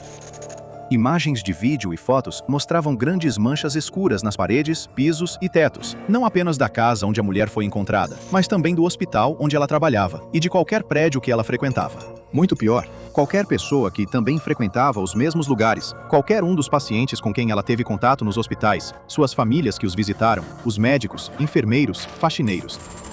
Era quase a cidade inteira. Para conter o surto, a Fundação SCP emitiu uma ordem permitindo a eliminação de toda a população civil. A própria cidade foi incinerada, com a versão oficial de que havia ocorrido um incêndio florestal catastrófico. Quaisquer amostras do SCP-020 que foram recuperadas desde então foram seladas em câmaras de cultivo e armazenadas na área de pesquisa biológica 12. A única maneira de acessar essa área isolada é através de uma eclusa de ar. A entrega de nutrientes e outras manutenções essenciais para cultivar o fungo anômalo é realizada usando robôs controlados remotamente, garantindo que a câmara permaneça selada o tempo todo. Nenhum funcionário humano, de qualquer nível de autorização de segurança, deve ter permissão para entrar em nenhum momento. Por meio do uso de equipamentos de vigilância por vídeo hermeticamente selados, as equipes de pesquisa designadas para estudar SCP-020 monitoram de perto o fungo anômalo. Enquanto isso, engenheiros e especialistas em contenção da fundação garantem que a câmara hermeticamente selada que abriga os espécimes mantenha sua integridade. Todo o pessoal da Fundação SCP que entra nas proximidades da câmara de contenção deve estar equipado com equipamentos completos de biossegurança nível 5. Isso inclui os respiradores apropriados. Ao sair da área, eles devem se submeter a um tratamento completo de desinfecção antifúngica. Há relatos de pelo menos 12 surtos separados de mofo invisível. A Fundação continua investigando a possível origem do fungo e desenvolvendo medidas preventivas. No entanto, atualmente, não existe uma forma conhecida de neutralizar os efeitos de uma infecção por SCP-020 em humanos. O ano é 1630 e a cidade de Londres está fervilhando de nova vida. As ruas estão cheias de pessoas, seguindo suas rotinas diárias, se apertando em moradias e comércios, e lutando para acomodar a população que cresce rapidamente, que mais do que dobrou nos últimos 50 anos. Entre os novos cidadãos de Londres está uma figura sombria que se mantém isolada. Um homem de longas vestes pretas e uma máscara com bico, vestido como os médicos da peste da época da peste negra, séculos atrás. A figura que um dia será conhecida como SCP-049 veio para a cidade de Londres para iniciar o próximo capítulo de sua vida em sua busca contínua para resolver os males que afligem a humanidade. Embora se possa esperar que sua aparência o faça se destacar, a maioria dos cidadãos que percorrem as ruas da cidade tem coisas muito mais importantes em mente do que o homem da máscara pode estar fazendo. Assim, ele conseguiu criar um pequeno santuário, um armazém vazio onde descansa e trabalha. Quando a curiosidade fala mais alto, ele se esgueira por becos, evitando multidões e ouvindo qualquer segredo sussurrado que possa captar das sombras. É em uma dessas saídas que ele ouve falar de Henry Percy, também conhecido como o Conde Feiticeiro, um pesquisador misterioso de ciência e ocultismo, mantido na Martin Tower, na Torre de Londres. Um homem de sabedoria e curiosidade que ultrapassa os limites do estudo científico é exatamente o tipo de pessoa que o doutor esperava encontrar e com quem aprender nesta grande cidade. O Doutor da Peste rapidamente abandona seu santuário e segue para a Torre de Londres, onde lida rapidamente com os guardas que tentariam impedi-lo de entrar. Ele não gosta de ferir inocentes, mas, infelizmente, alguns sacrifícios precisam ser feitos na busca por maior conhecimento e compreensão. Deixando um rastro de corpos para trás, o Doutor da Peste entra na Torre Martin. Com licença, senhor. Peço desculpas pela intromissão, mas como também sou acadêmico, gostaria de saber se poderia conversar com o senhor. Mas ao entrar no aposento, o doutor percebe que sua apresentação educada foi desperdiçada em um quarto vazio. Onde quer que esse conde feiticeiro esteja, ele não está em seus aposentos designados.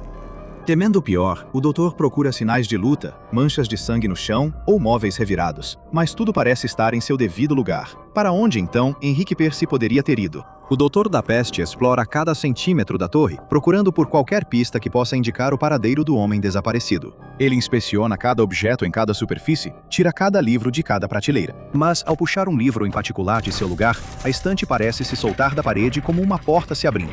De fato, é uma porta, revelando uma escada escura e sinuosa logo além de sua abertura secreta. Então foi para cá que você veio parar. De fato, esse conde deve ser um homem inteligente, um bom aliado para se ter na batalha contra a peste. Ele desce as escadas, descendo, até uma pequena sala nas entranhas da torre. É um cômodo simples, desolado, com apenas uma pilha de diários e uma grande porta de ferro. O doutor passa horas procurando uma fechadura ou outro mecanismo para abrir a porta antes de se voltar para os diários deixados pelo ocupante da torre. Lá, ele descobre as instruções para destrancar o portão de ferro, orientações que ele reconhece do seu tempo estudando alquimia. Felizmente, ele tem todos os materiais necessários guardados em sua confiável maleta de médico e consegue realizar o procedimento esotérico com eficácia. Enquanto ele limpa as mãos enluvadas, satisfeito com o trabalho bem feito, ouve o clique de um ferrolho se destravando e a segunda porta secreta que ele descobriu hoje se abre para recebê-lo. Sempre com espírito aventureiro, o doutor pega sua maleta e cruza o limiar para o que quer que o aguarde do outro lado. Quando a porta de ferro se fecha atrás dele, o doutor olha para cima e vê um céu amarelo salpicado com um número infinito de estrelas negras. Uma brisa traz até suas narinas o cheiro de flores secas, mofo e de páginas empoeiradas de livros centenários. Ele ouve o som das ondas batendo na praia e se vira para contemplar o mar negro e espesso, avançando sobre uma praia de um branco intenso. O mundo ao seu redor é um mosaico de preto, branco, amarelo e vermelho. O céu amarelo se refletindo nas ondas escuras. As estrelas negras cintilantes dançando acima de prédios vermelhos berrantes. Escadarias brancas, portas amarelas e janelas pretas feitas de algo parecido com vitrais. Esse lugar estranho e novo também não está vazio. Ao seu redor, há tantas pessoas circulando pelas ruas quanto em Londres, embora suas roupas sejam bem diferentes. Essas pessoas se vestem de uma maneira que lhe parece familiar, que lembra ao Doutor da Peste as roupas ornamentadas que ele viu uma vez no Carnaval de Veneza. As pessoas também cobrem seus rostos, máscaras da comédia dell'arte, escondendo seus traços e lhes dando uma aparência misteriosa. Pela primeira vez desde os dias da Peste Negra, o Doutor percebe claramente que não se destaca neste lugar. Na verdade, ele se mistura perfeitamente. Agora, é hora de procurar por Henry Percy, ou qualquer outra pessoa que possa oferecer ao doutor algum insight útil. Sem saber exatamente por onde começar, o doutor decide simplesmente puxar conversa com um estranho. Uma mulher passa usando um elaborado vestido vermelho, sua máscara branca com penas quase lembrando um cisne. "Com licença, madame", diz o doutor, entrando em seu caminho. "Sem tempo para conversar, já estou bastante atrasada." Ela passa por ele, e o doutor se prepara para o efeito negativo do contato físico entre os dois. No entanto, ela continua alegremente, aparentemente sem ser afetada pelo toque normalmente mortal dele. Ele a observa ir embora, ficando atônito e em silêncio por um momento. Os cidadãos desse lugar estranho e novo. É seguro para ele tocá-los. Outra coisa também chama a atenção dele sobre a mulher. De perto, pareceu a ele que a máscara dela não era uma peça de fantasia, mas na verdade fazia parte do rosto dela, assim como a máscara dele fazia parte do próprio rosto. "Que curioso", ele comenta em voz alta para si mesmo. "Henry Percy pode esperar. Isso é um assunto muito mais interessante. Preciso descobrir mais sobre esta terra." E assim, o Doutor da Peste faz uma longa caminhada pela cidade incomum, percebendo enquanto anda que a geometria e a gravidade desse lugar não seguem as regras que ele conhece. Os prédios se inclinam em ângulos estranhos, becos e corredores aparecem e desaparecem, enquanto a configuração da cidade parece mudar aleatoriamente a cada olhar. As próprias pessoas são tão bizarras quanto o lugar que ocupam, agindo ora de maneira extremamente rude, ora de forma excessivamente familiar. Passando pelo doutor com um olhar fulminante, ou puxando insistentemente suas vestes, tentando arrastá-lo para um beco ou envolvê-lo em um súbito e fervoroso surto de dança extasiada na praça da cidade. Ele recusa essas investidas da forma mais educada possível e segue seu caminho. Um casal elegantemente vestido acena para ele de forma amigável enquanto passa por ele. Nada de incomum nisso. O que é incomum é de onde eles acenam, olhando para ele de uma escada de cabeça para baixo que eles percorrem sem dificuldade. Alguma outra fonte de gravidade os mantém nessa posição invertida, enquanto desaparecem em um prédio de arquitetura desconcertante. Fascinante. O doutor balança a cabeça, impressionado. Então, ele percebe que deveria estar anotando tudo isso. Ele abre sua bolsa e procura por seu caderno de couro, mas não consegue encontrá-lo. Ele para na rua e começa a despejar o conteúdo de sua mochila na calçada de pedra. Frascos com espécimes, pomadas, seringas e instrumentos cirúrgicos caem todos, mas nada do caderno. Deve ter caído da bolsa dele em algum lugar durante a viagem, ou pior, pode ter sido roubado por um desses estranhos, vestidos de forma extravagante. Não. Ele não deve pensar logo na pior explicação possível. Muito provavelmente, ele simplesmente deixou cair em algum lugar e só precisa refazer seus passos para encontrá-lo. Ele começa a voltar pelo caminho de onde veio, o melhor que consegue, em ruas da cidade que parecem se distorcer e mudar a cada momento, como a paisagem de um sonho. Ele se aproxima de dezenas de pessoas, mas cada estranho com quem fala o ignora, apressando-se para seus negócios muito mais importantes. Eles parecem olhá-lo com desdém, como se ele fosse algo repugnante, grudado na sola de seus sapatos finos. É desanimador, e parece que o caderno pode realmente estar perdido para sempre. Mas então, surge uma esperança. Em meio a um mar de pessoas apressadas para seus próximos destinos, o doutor avista um homem de manto vermelho parado, notavelmente imóvel, encostado em uma parede próxima. A figura olha para ele, com os olhos brilhando atrás de uma máscara vermelha em forma de um rosto feliz e sorridente, lembrando a figura de Il Capitano das apresentações da comédia dell'arte, que o doutor vagamente recorda. Ele se aproxima timidamente da imponente figura de manto e máscara vermelha, explicando que é um forasteiro naquele lugar. Quando o homem da máscara vermelha fala, sua voz é calorosa, mas com um ar distinto de autoridade. Bem-vindo à Alagada, senhor, pois esse é o nome deste reino. Você é afortunado, muito afortunado de fato, pois eu sou o Lorde Vermelho de Alagada, portador da máscara jovial. um conselheiro principal do rei. Sendo um homem de origens medievais, o Doutor da Peste se curva respeitosamente assim que ouve que está na presença de um Lorde. Com os joelhos sobre os antigos paralelepípedos abaixo, ele implora ao Lorde Vermelho por ajuda para encontrar seu precioso caderno, portador de toda a sua pesquisa e valiosos segredos científicos. O Lorde Vermelho se afasta da parede, erguendo-se em toda a sua impressionante altura, aparentemente de repente muito maior do que parecia à primeira vista. Seu rosto parece expressar simpatia, tão simpático quanto alguém pode ser usando uma máscara. Com um gesto grandioso com a mão e um passo dramático, ele pede ao doutor que o siga e começa a desfilar pelo beco. O doutor encontrou uma pessoa de boas maneiras neste lugar desconcertante. Ele segue de perto o Lorde Vermelho, enquanto os dois atravessam a paisagem instável, seguindo uma rua de paralelepípedos amarelos, até uma escada preta sinuosa que se enrola e enrola em uma espiral aparentemente eterna, antes de inclinar-se de forma vertiginosa para o lado. O doutor hesita, com medo de perder o equilíbrio, mas para sua surpresa, as leis da gravidade parecem mudar junto com o ângulo da escada. Parece que ele ainda está andando no mesmo plano nivelado de antes, embora agora possa ver a paisagem abaixo se projetando para fora do campo de visão em um ângulo reto desconcertante, que faz sua visão girar e seu estômago revirar. Então, ele volta seu olhar para as costas de seu companheiro, acompanhando cada passo confiante do Lorde. Ele se pergunta distraidamente para onde o homem está o levando, mas decide guardar perguntas adicionais até que tenham chegado ao destino. O Lorde Vermelho para no topo de uma torre alta e fina. Ele para diante de uma porta preta incomumente brilhante que se curva nas bordas, como se a própria entrada estivesse franzindo a testa. Ele faz um gesto com o braço em direção à porta e chama o Doutor da Peste para segui-lo para dentro. Antes que o Doutor da Peste possa sequer mencionar que a porta não tem maçaneta nem aldrava, ela simplesmente se abre sozinha, como por mágica. Ele balança a cabeça. O Lorde Vermelho já desapareceu lá dentro, e ele rapidamente o segue. A paleta de cores de Alagada já é bastante limitada, mas este cômodo está desprovido dos poucos traços de pigmento vibrante encontrados do lado de fora. Não se vê nenhum traço de vermelho ou amarelo aqui, exceto pelas vestes subitamente berrantes do próprio Lorde Vermelho. A câmara é decorada em preto e branco, com veludo preto cintilante e mármore branco frio e cruel, ou algo parecido com mármore, já que esse material tem um brilho gélido e estranho, que quase dói de olhar. Em uma grande cadeira preta que novamente se curva nas bordas de maneira melancólica, está sentado outro homem mascarado. Ele está vestido com mantos pretos e seu rosto pálido e branco exibe a máscara da tragédia, com a boca aberta curvada em uma expressão permanente de angústia. O Lorde Vermelho faz um gesto para a figura na cadeira, que não fala, e o apresenta como o poderoso Lorde Negro de Alagada. O Doutor da Peste pode ver os olhos do Lorde Negro o seguindo de dentro dos buracos da máscara. Uma máscara que os membros da Fundação SCP mais tarde chamariam de SCP-035.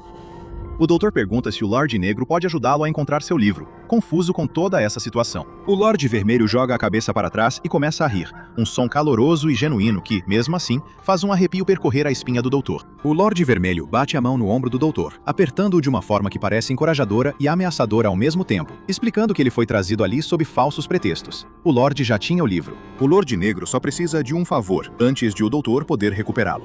Obrigado por aceitar meu convite. O Lorde Negro fala, sua voz sibilando pela boca carrancuda de sua máscara. O Doutor da Peste protesta, exigindo seu livro, furioso com o engano. Você vai recebê-los de volta. O Lorde Vermelho ri novamente. O Lorde Negro os devolverá se você provar ser digno de possuí-los. Despeço-me, doutor. Que sua estadia em Alagata seja agradável. O Lorde Vermelho sai rapidamente da sala, deixando o doutor sozinho com o Lorde Negro. O silêncio paira pesado entre os dois. Antes que o doutor pergunte ao Lorde Negro por que ele sequer gostaria que um médico de outro mundo cuidasse dele, o Lorde Negro respira com dificuldade e cospe uma gosma preta que corrói o chão sob ele. O doutor balança a cabeça. Não sou milagreiro, apenas um simples médico. Eu já tenho dificuldades para tratar as doenças do meu próprio mundo. Não quero decepcioná-lo, mas fracassei repetidas vezes em curar a peste que assola minha terra natal. Não sei se teria a capacidade de curá-lo.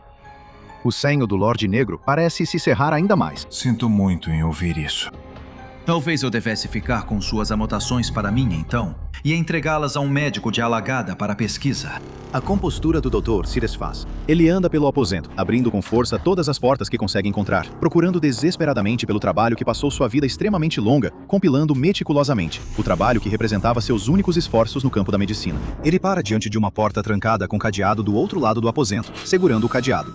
O Lorde Negro grita de repente para que ele pare, mas já é tarde demais. O Doutor da Peste arrancou o cadeado da porta. Assim que o doutor deixa o cadeado cair no chão, ouve-se um som horrível de arranhado, como as pernas de uma aranha metálica gigante rastejando pela parede. Cliques, cliques, cliques. E, de repente, a porta que antes estava trancada é escancarada com tanta força que quase se arranca das dobradiças. Uma criatura rasteja pela abertura, um monstro com o corpo de uma aranha amarela brilhante, um torso humanoide branco e liso, 2 longos braços com garras e um rosto redondo, sem traços, como um orbe. Ela ataca às cegas, arranhando com suas garras o Lorde Negro onde ele está sentado em sua cadeira. Então, antes que o Doutor da Peste possa sequer tentar capturá-la, o monstro arrebenta a porta principal da câmara, escalando para fora e passando pela borda da torre, descendo até a cidade abaixo. O Senhor Negro grita para que o Doutor da Peste o ajude. E quanto ao monstro? O que vai acontecer com ele? A mente do Doutor da Peste dispara, tentando entender o que acabou de presenciar. Mas o Senhor Negro não tem interesse no monstro. Os guardas da cidade vão cuidar disso. Ele precisa de ajuda com seus próprios ferimentos. O Senhor geme de dor, uma substância negra e espessa vazando de seus ferimentos e se espalhando pelo chão branco que antes era impecável. O Senhor Negro implora ao Doutor da Peste que o trate. O Doutor da Peste se lembra de seu dever com todos que sofrem de doenças e ferimentos, um juramento que fez há muito, muito tempo, e abre sua bolsa de médico, pronto para começar a trabalhar. Ele não entende nada sobre a fisiologia de Alagada, não faz ideia de por onde começar qualquer procedimento no Senhor Negro, mas não pode ficar parado assistindo esse homem sofrer. Ele começa a tirar instrumentos de sua bolsa, frascos de elixires fosforescentes e tinturas de cheiro desagradável, e começa a improvisar.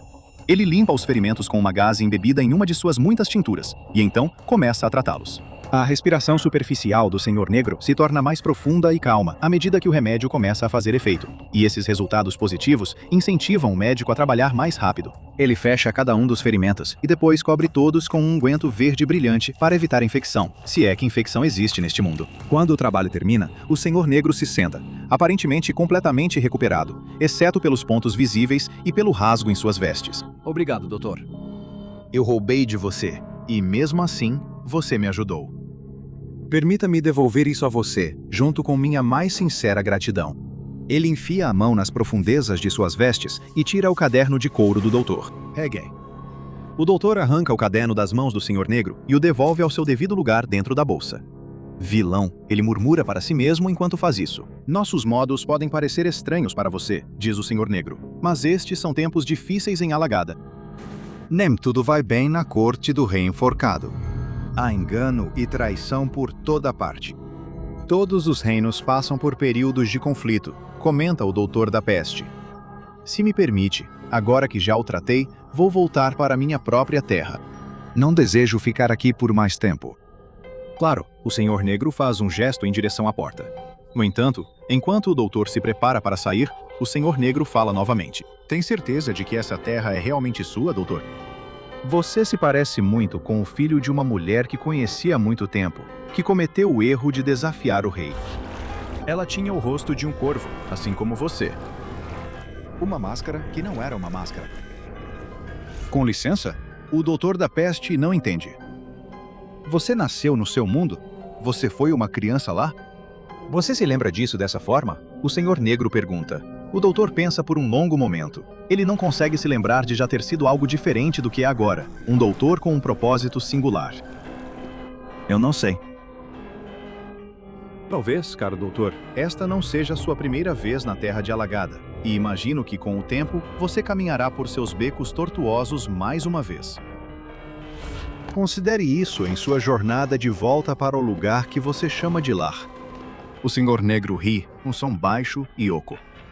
Adeus. Ansioso para se livrar deste lugar com suas mentiras, truques e monstros de muitas formas, o Doutor da Peste se despede. Nesta jornada, ele esperava encontrar algumas respostas, mas, em vez disso, tudo o que encontrou foram mais perguntas do que jamais poderia ter imaginado. 3 da manhã. O agente, ferido e apavorado, corre pelos corredores sombrios e tortuosos deste lugar impossível. Tudo é podridão e ruína. Seu tornozelo foi destruído, sua pele começa a queimar. E aquele monstro, com seu rosto em decomposição e sorriso terrível, ele sabe que está se aproximando. Logo estará aqui, 6 da noite, mais cedo naquela noite. O sol já se pôs por hoje. Os postes de luz se acenderam na cidade próxima, e quase todos estão se acomodando para a noite. Exceto, é claro, para aqueles que trabalham no turno da noite. Esses trabalhadores mais inclinados à vida noturna estão batendo ponto nas fábricas, atendendo no caixa da farmácia 24 horas e, no caso de um jovem agente, trabalhando até tarde da noite na Fundação SCP. Ele nunca foi muito de ficar acordado até tarde no passado, mas como o novato, por assim dizer, neste local em particular, ele não está em posição de discutir sobre seu horário de trabalho. Então, ele vai até a máquina de café na sala de descanso, lutando contra todos os seus instintos naturais e preparando uma jarra de café quase às 10 da noite. Com sorte, isso será suficiente para evitar que ele cochile em sua mesa. O local fica muito mais silencioso a essa hora da noite. A maioria dos pesquisadores já foi para casa hoje, e tirando um ou outro segurança, ele não viu mais ninguém há mais de uma hora. Claro, ele sabe que não está sozinho no prédio, mesmo quando parece que está. Há dezenas de anomalias aqui com ele, contidas em suas celas individuais. Na verdade, seu escritório fica logo adiante no corredor, perto de uma das anomalias mais infames do local, se levarmos em conta a maneira como seus colegas falam sobre ela. Eles não lhe contam os detalhes, algo sobre uma autorização que ele ainda não tem, mas ele conseguiu captar alguns detalhes ouvindo conversas perto do bebedouro, ou fingindo estar concentrado em seu próprio trabalho enquanto escutava a conversa do lado de fora da porta do seu escritório. Seja o que for, é incrivelmente perigoso e difícil de conter, e ainda mais difícil de destruir. Não é o lagartão. Ele já ouviu falar tudo sobre aquela coisa. Seja qual for essa anomalia sobre a qual seus colegas fazem tanto segredo, é algo diferente. Os outros parecem realmente ter medo disso. É perturbador ver pesquisadores veteranos endurecidos com medo de seus próprios objetos de estudo. Mas ele não deveria se prender a esses pensamentos, especialmente agora. Não à noite, sem nenhum som ao redor de seu escritório, além do tic-tac do relógio na parede e o gotejar constante da cafeteira. Ele vai devolver para a sala de descanso amanhã. Por enquanto, não há mais ninguém por perto que precise dela. Apesar do café, o cansaço está batendo à porta do agente.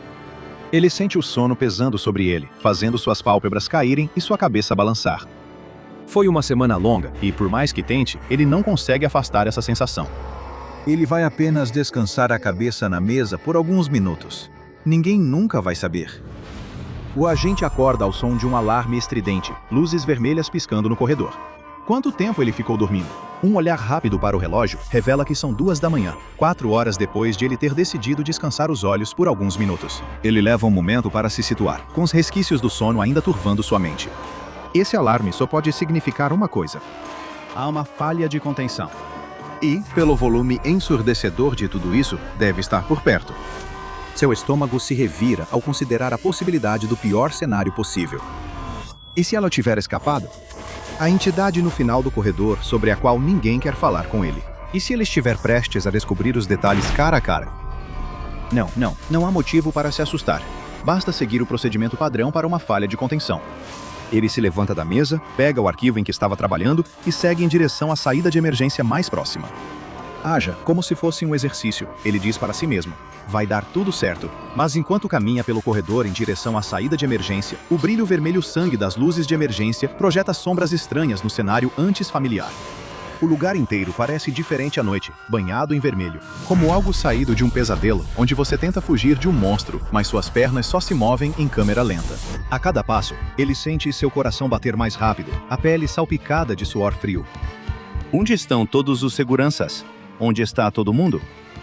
O silêncio é perturbador, com apenas seus passos quebrando a quietude. Espera. Silêncio? Quando o alarme parou?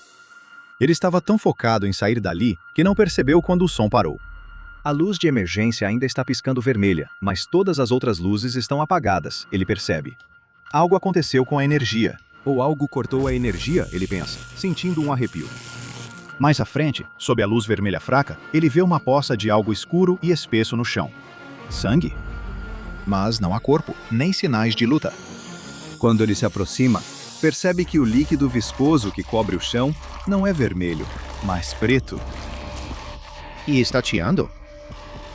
Seja lá o que for, parece estar corroendo o chão como um ácido extremamente forte. As paredes dos dois lados também estão com uma aparência bem desgastada. A tinta está rachada e descascando, como se tivesse sido deixada sem cuidados por anos. Mas não estava assim antes. Não poderia estar. Seja lá o que deixou essa poça de gosma preta no chão, está deteriorando o ambiente ao redor. Tudo o que a gosma toca começa a se decompor, a apodrecer. Se essa poça está aqui, então seja lá o que a criou, não pode estar longe. O agente prende a respiração por um momento, sem fazer nenhum som. Ele apenas fica parado e escuta. Ali, no silêncio, um som suave se destaca. Ploc. Ploc. Ploc. Como o líquido caindo na cafeteira lá no escritório dele, mas de alguma forma diferente, mais espesso. Está vindo de algum lugar bem próximo. Ele olha por cima do ombro. Nada atrás dele. Nada à frente, pelo que ele pode ver. Então, o agente é tomado por um impulso. Ele reza a todas as forças superiores que consegue imaginar que esteja errado, mas precisa ter certeza. Ele inclina a cabeça e olha para o teto. Algo está olhando de volta. Há uma figura agachada no teto, com o pescoço esticado para olhar o agente diretamente nos olhos. Parece um homem, ou algo que já foi um homem. Agora é mais como um esqueleto coberto de carne apodrecida, pingando aquele mesmo líquido preto horrível. Ele sorri para ele com uma boca larga, olhos como buracos cavernosos. A pouca pele que ele consegue ver é cinza e escorregadia, pendurada frouxamente nos ossos. Quando ele cruza o olhar com a criatura, ela começa a rastejar pela parede, estendendo-se em sua direção. A mente do agente fica em branco de terror. O puro instinto animal entra em ação e o impulsiona a correr o mais rápido possível na direção oposta. Mas o caminho de volta para seu escritório já não está mais livre. Enquanto corre, o agente não presta atenção ao chão à sua frente. Ele não vê a poça de lodo preto e viscoso, esperando para fazê-lo tropeçar. O pé dele pisa no lodo e escorrega, fazendo-o perder o apoio. Ele cai com força no chão, cobrindo as mãos e os joelhos com a gosma. Assim que ele toca, começa a queimar sua pele. Ele sente aquilo corroendo a sola do sapato, a meia, até a pele na sola do pé. Ele grita de dor e se esforça para ficar de pé. Não importa o quanto dói, ele precisa continuar se movendo. Ele não pode deixar aquela coisa alcançá-lo. Ele se agarra à parede, puxando-se para cima. Mais uma vez, ele deixa de perceber algo crucial ao seu redor. Ele não percebe a mão cinzenta e apodrecida surgindo através da matéria sólida do chão, agarrando seu tornozelo. Ele não faz ideia de que aquilo está ali, até que algo corta seu tendão de Aquiles, fazendo-o despencar de volta para o chão, segurando o tornozelo ferido e gritando. Enquanto ele fica ali, indefeso, observa o braço continuar a se estender pelo chão. Em seguida vem um ombro, outro braço, e então aquele rosto está sorrindo para ele novamente. A criatura se puxa para fora do chão e se arrasta em direção ao agente. Quando ela estende a mão para agarrá-lo desta vez, ele não consegue correr. Ele não consegue escapar. Ele sente as mãos frias da criatura envolvendo suas pernas, puxando-o com uma força que deveria ser impossível para uma criatura de aparência tão decrépita. Ela o arrasta para baixo, para dentro do chão, pouco a pouco, até que tudo fica escuro. Quando o agente acorda novamente, ele está deitado em um chão frio e duro, em uma sala desconhecida. Sua cabeça está doendo, seus olhos estão embaçados e a pele de suas mãos parece um grande nervo exposto. A visão lhe embrulha o estômago, mas ele não tem tempo para se concentrar nos ferimentos. Primeiro, ele precisa descobrir onde está e como chegou aqui. A única coisa que ele se lembra é daquela criatura repugnante, como um cadáver ambulante, arrastando-o para um buraco no chão. Não era um buraco, era para dentro do próprio chão. De alguma forma, aquela coisa conseguiu puxá-lo através de matéria sólida. No começo, ele achou que poderia estar embaixo da instalação da fundação, em algum tipo de porão escondido. Mas ao observar o ambiente, percebe que não está nem perto do local. Este é um lugar novo. O pensamento faz seu sangue gelar. Seja qual for o motivo da entidade tê-lo trazido aqui, não pode ser nada bom. Mas há uma coisa boa sobre a situação atual do agente. A entidade não está aqui agora. Por enquanto, ele está sozinho. Sozinho no covil de algum horror desconhecido, sem dúvida com intenções malignas, mas ainda assim, sozinho. Isso significa tempo para planejar, tempo até mesmo para talvez escapar. O agente verifica seus bolsos, procurando por qualquer tipo de arma. Nada ali, exceto seu celular e uma caneta. O celular está sem sinal algum, confirmando seus temores. Ele não está nem perto do local. Talvez nem esteja mais no mesmo mundo. O celular é praticamente inútil, e a caneta também não serve para muita coisa, a menos que ele queira escrever seu testamento antes de morrer. Não pode se resignar a esse destino ainda. Ele é um homem inteligente o suficiente para conseguir um cargo como pesquisador na Fundação SCP. Ele pode encontrar uma solução. Ele precisa. Ele se levanta e observa cada detalhe do ambiente ao seu redor que consegue perceber. Parece que ele está em uma sala grande, escura e de concreto. Do outro lado da sala, ele consegue ver uma porta aberta que leva para o que parece ser um corredor. É difícil dizer. O corredor está completamente escuro. Ele não quer particularmente se aventurar na escuridão adiante, mas quanto mais tempo ele fica parado, mais ele vira um alvo fácil. Então, a única saída parece ser seguir em frente. Com as mãos trêmulas e o coração batendo forte no peito, o jovem agente entra na escuridão.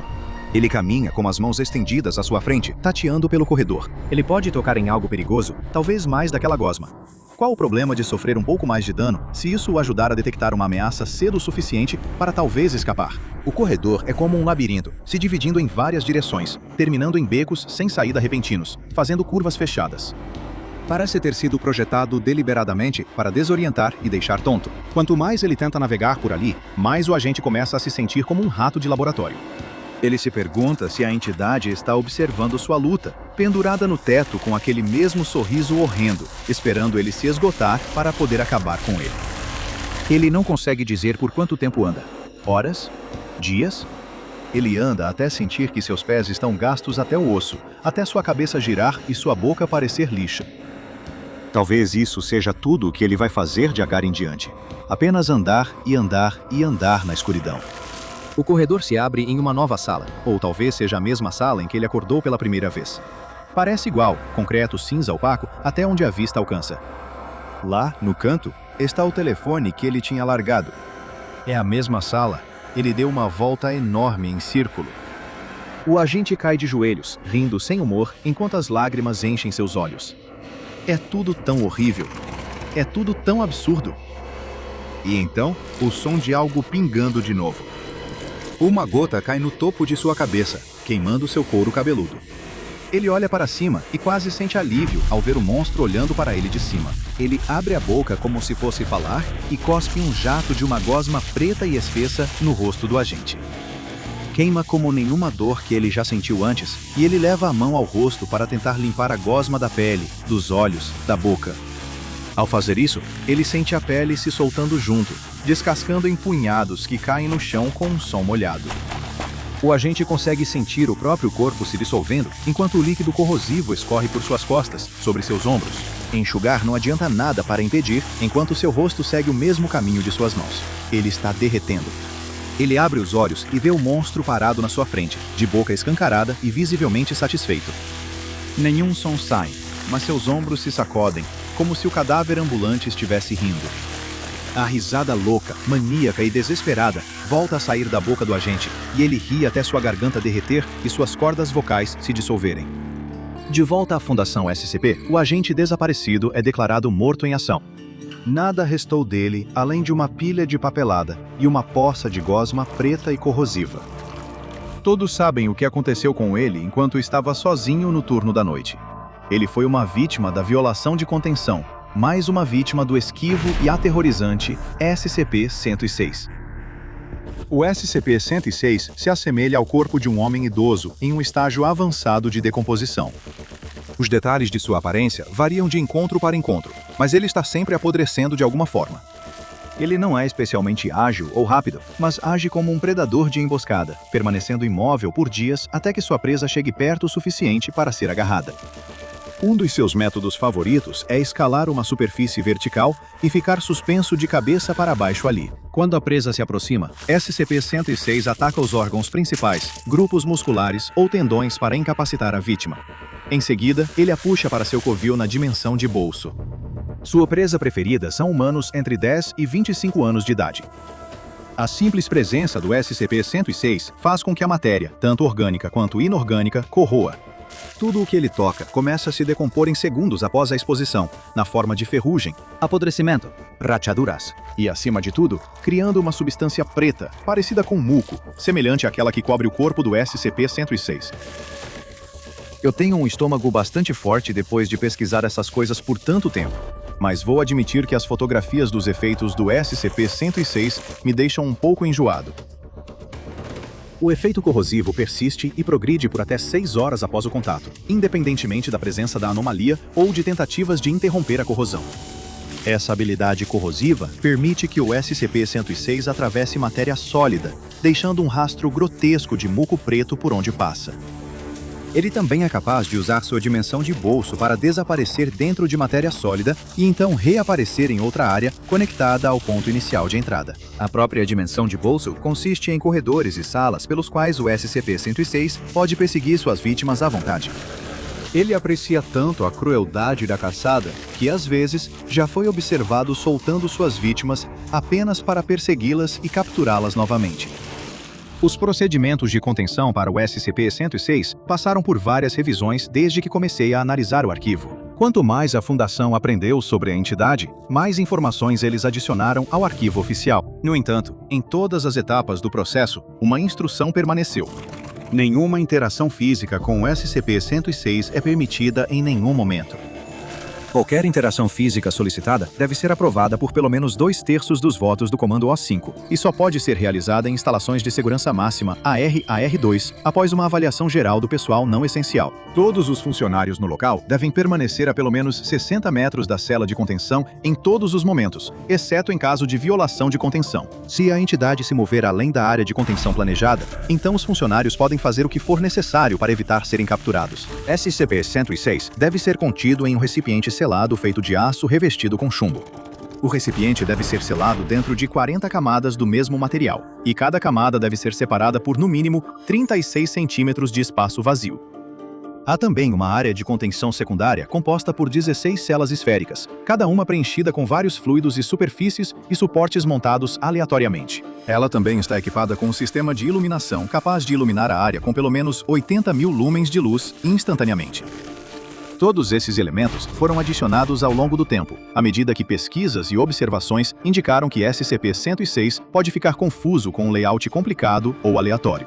Ele também demonstrou aversão a vários líquidos e à luz direta e repentina. Se qualquer corrosão for detectada em qualquer superfície da cela de contenção, em qualquer superfície dentro de 200 metros do SCP-106, ou de forma mais horrível, nos próprios membros da equipe, isso deve ser relatado à segurança do local o mais rápido possível. Confira o Patreon do Dr. Bob e torne-se um pesquisador júnior hoje mesmo. Agora, vá assistir a outro caso dos arquivos do Dr. Bob, como SCP-189, Parasita Imitador de Cabelos.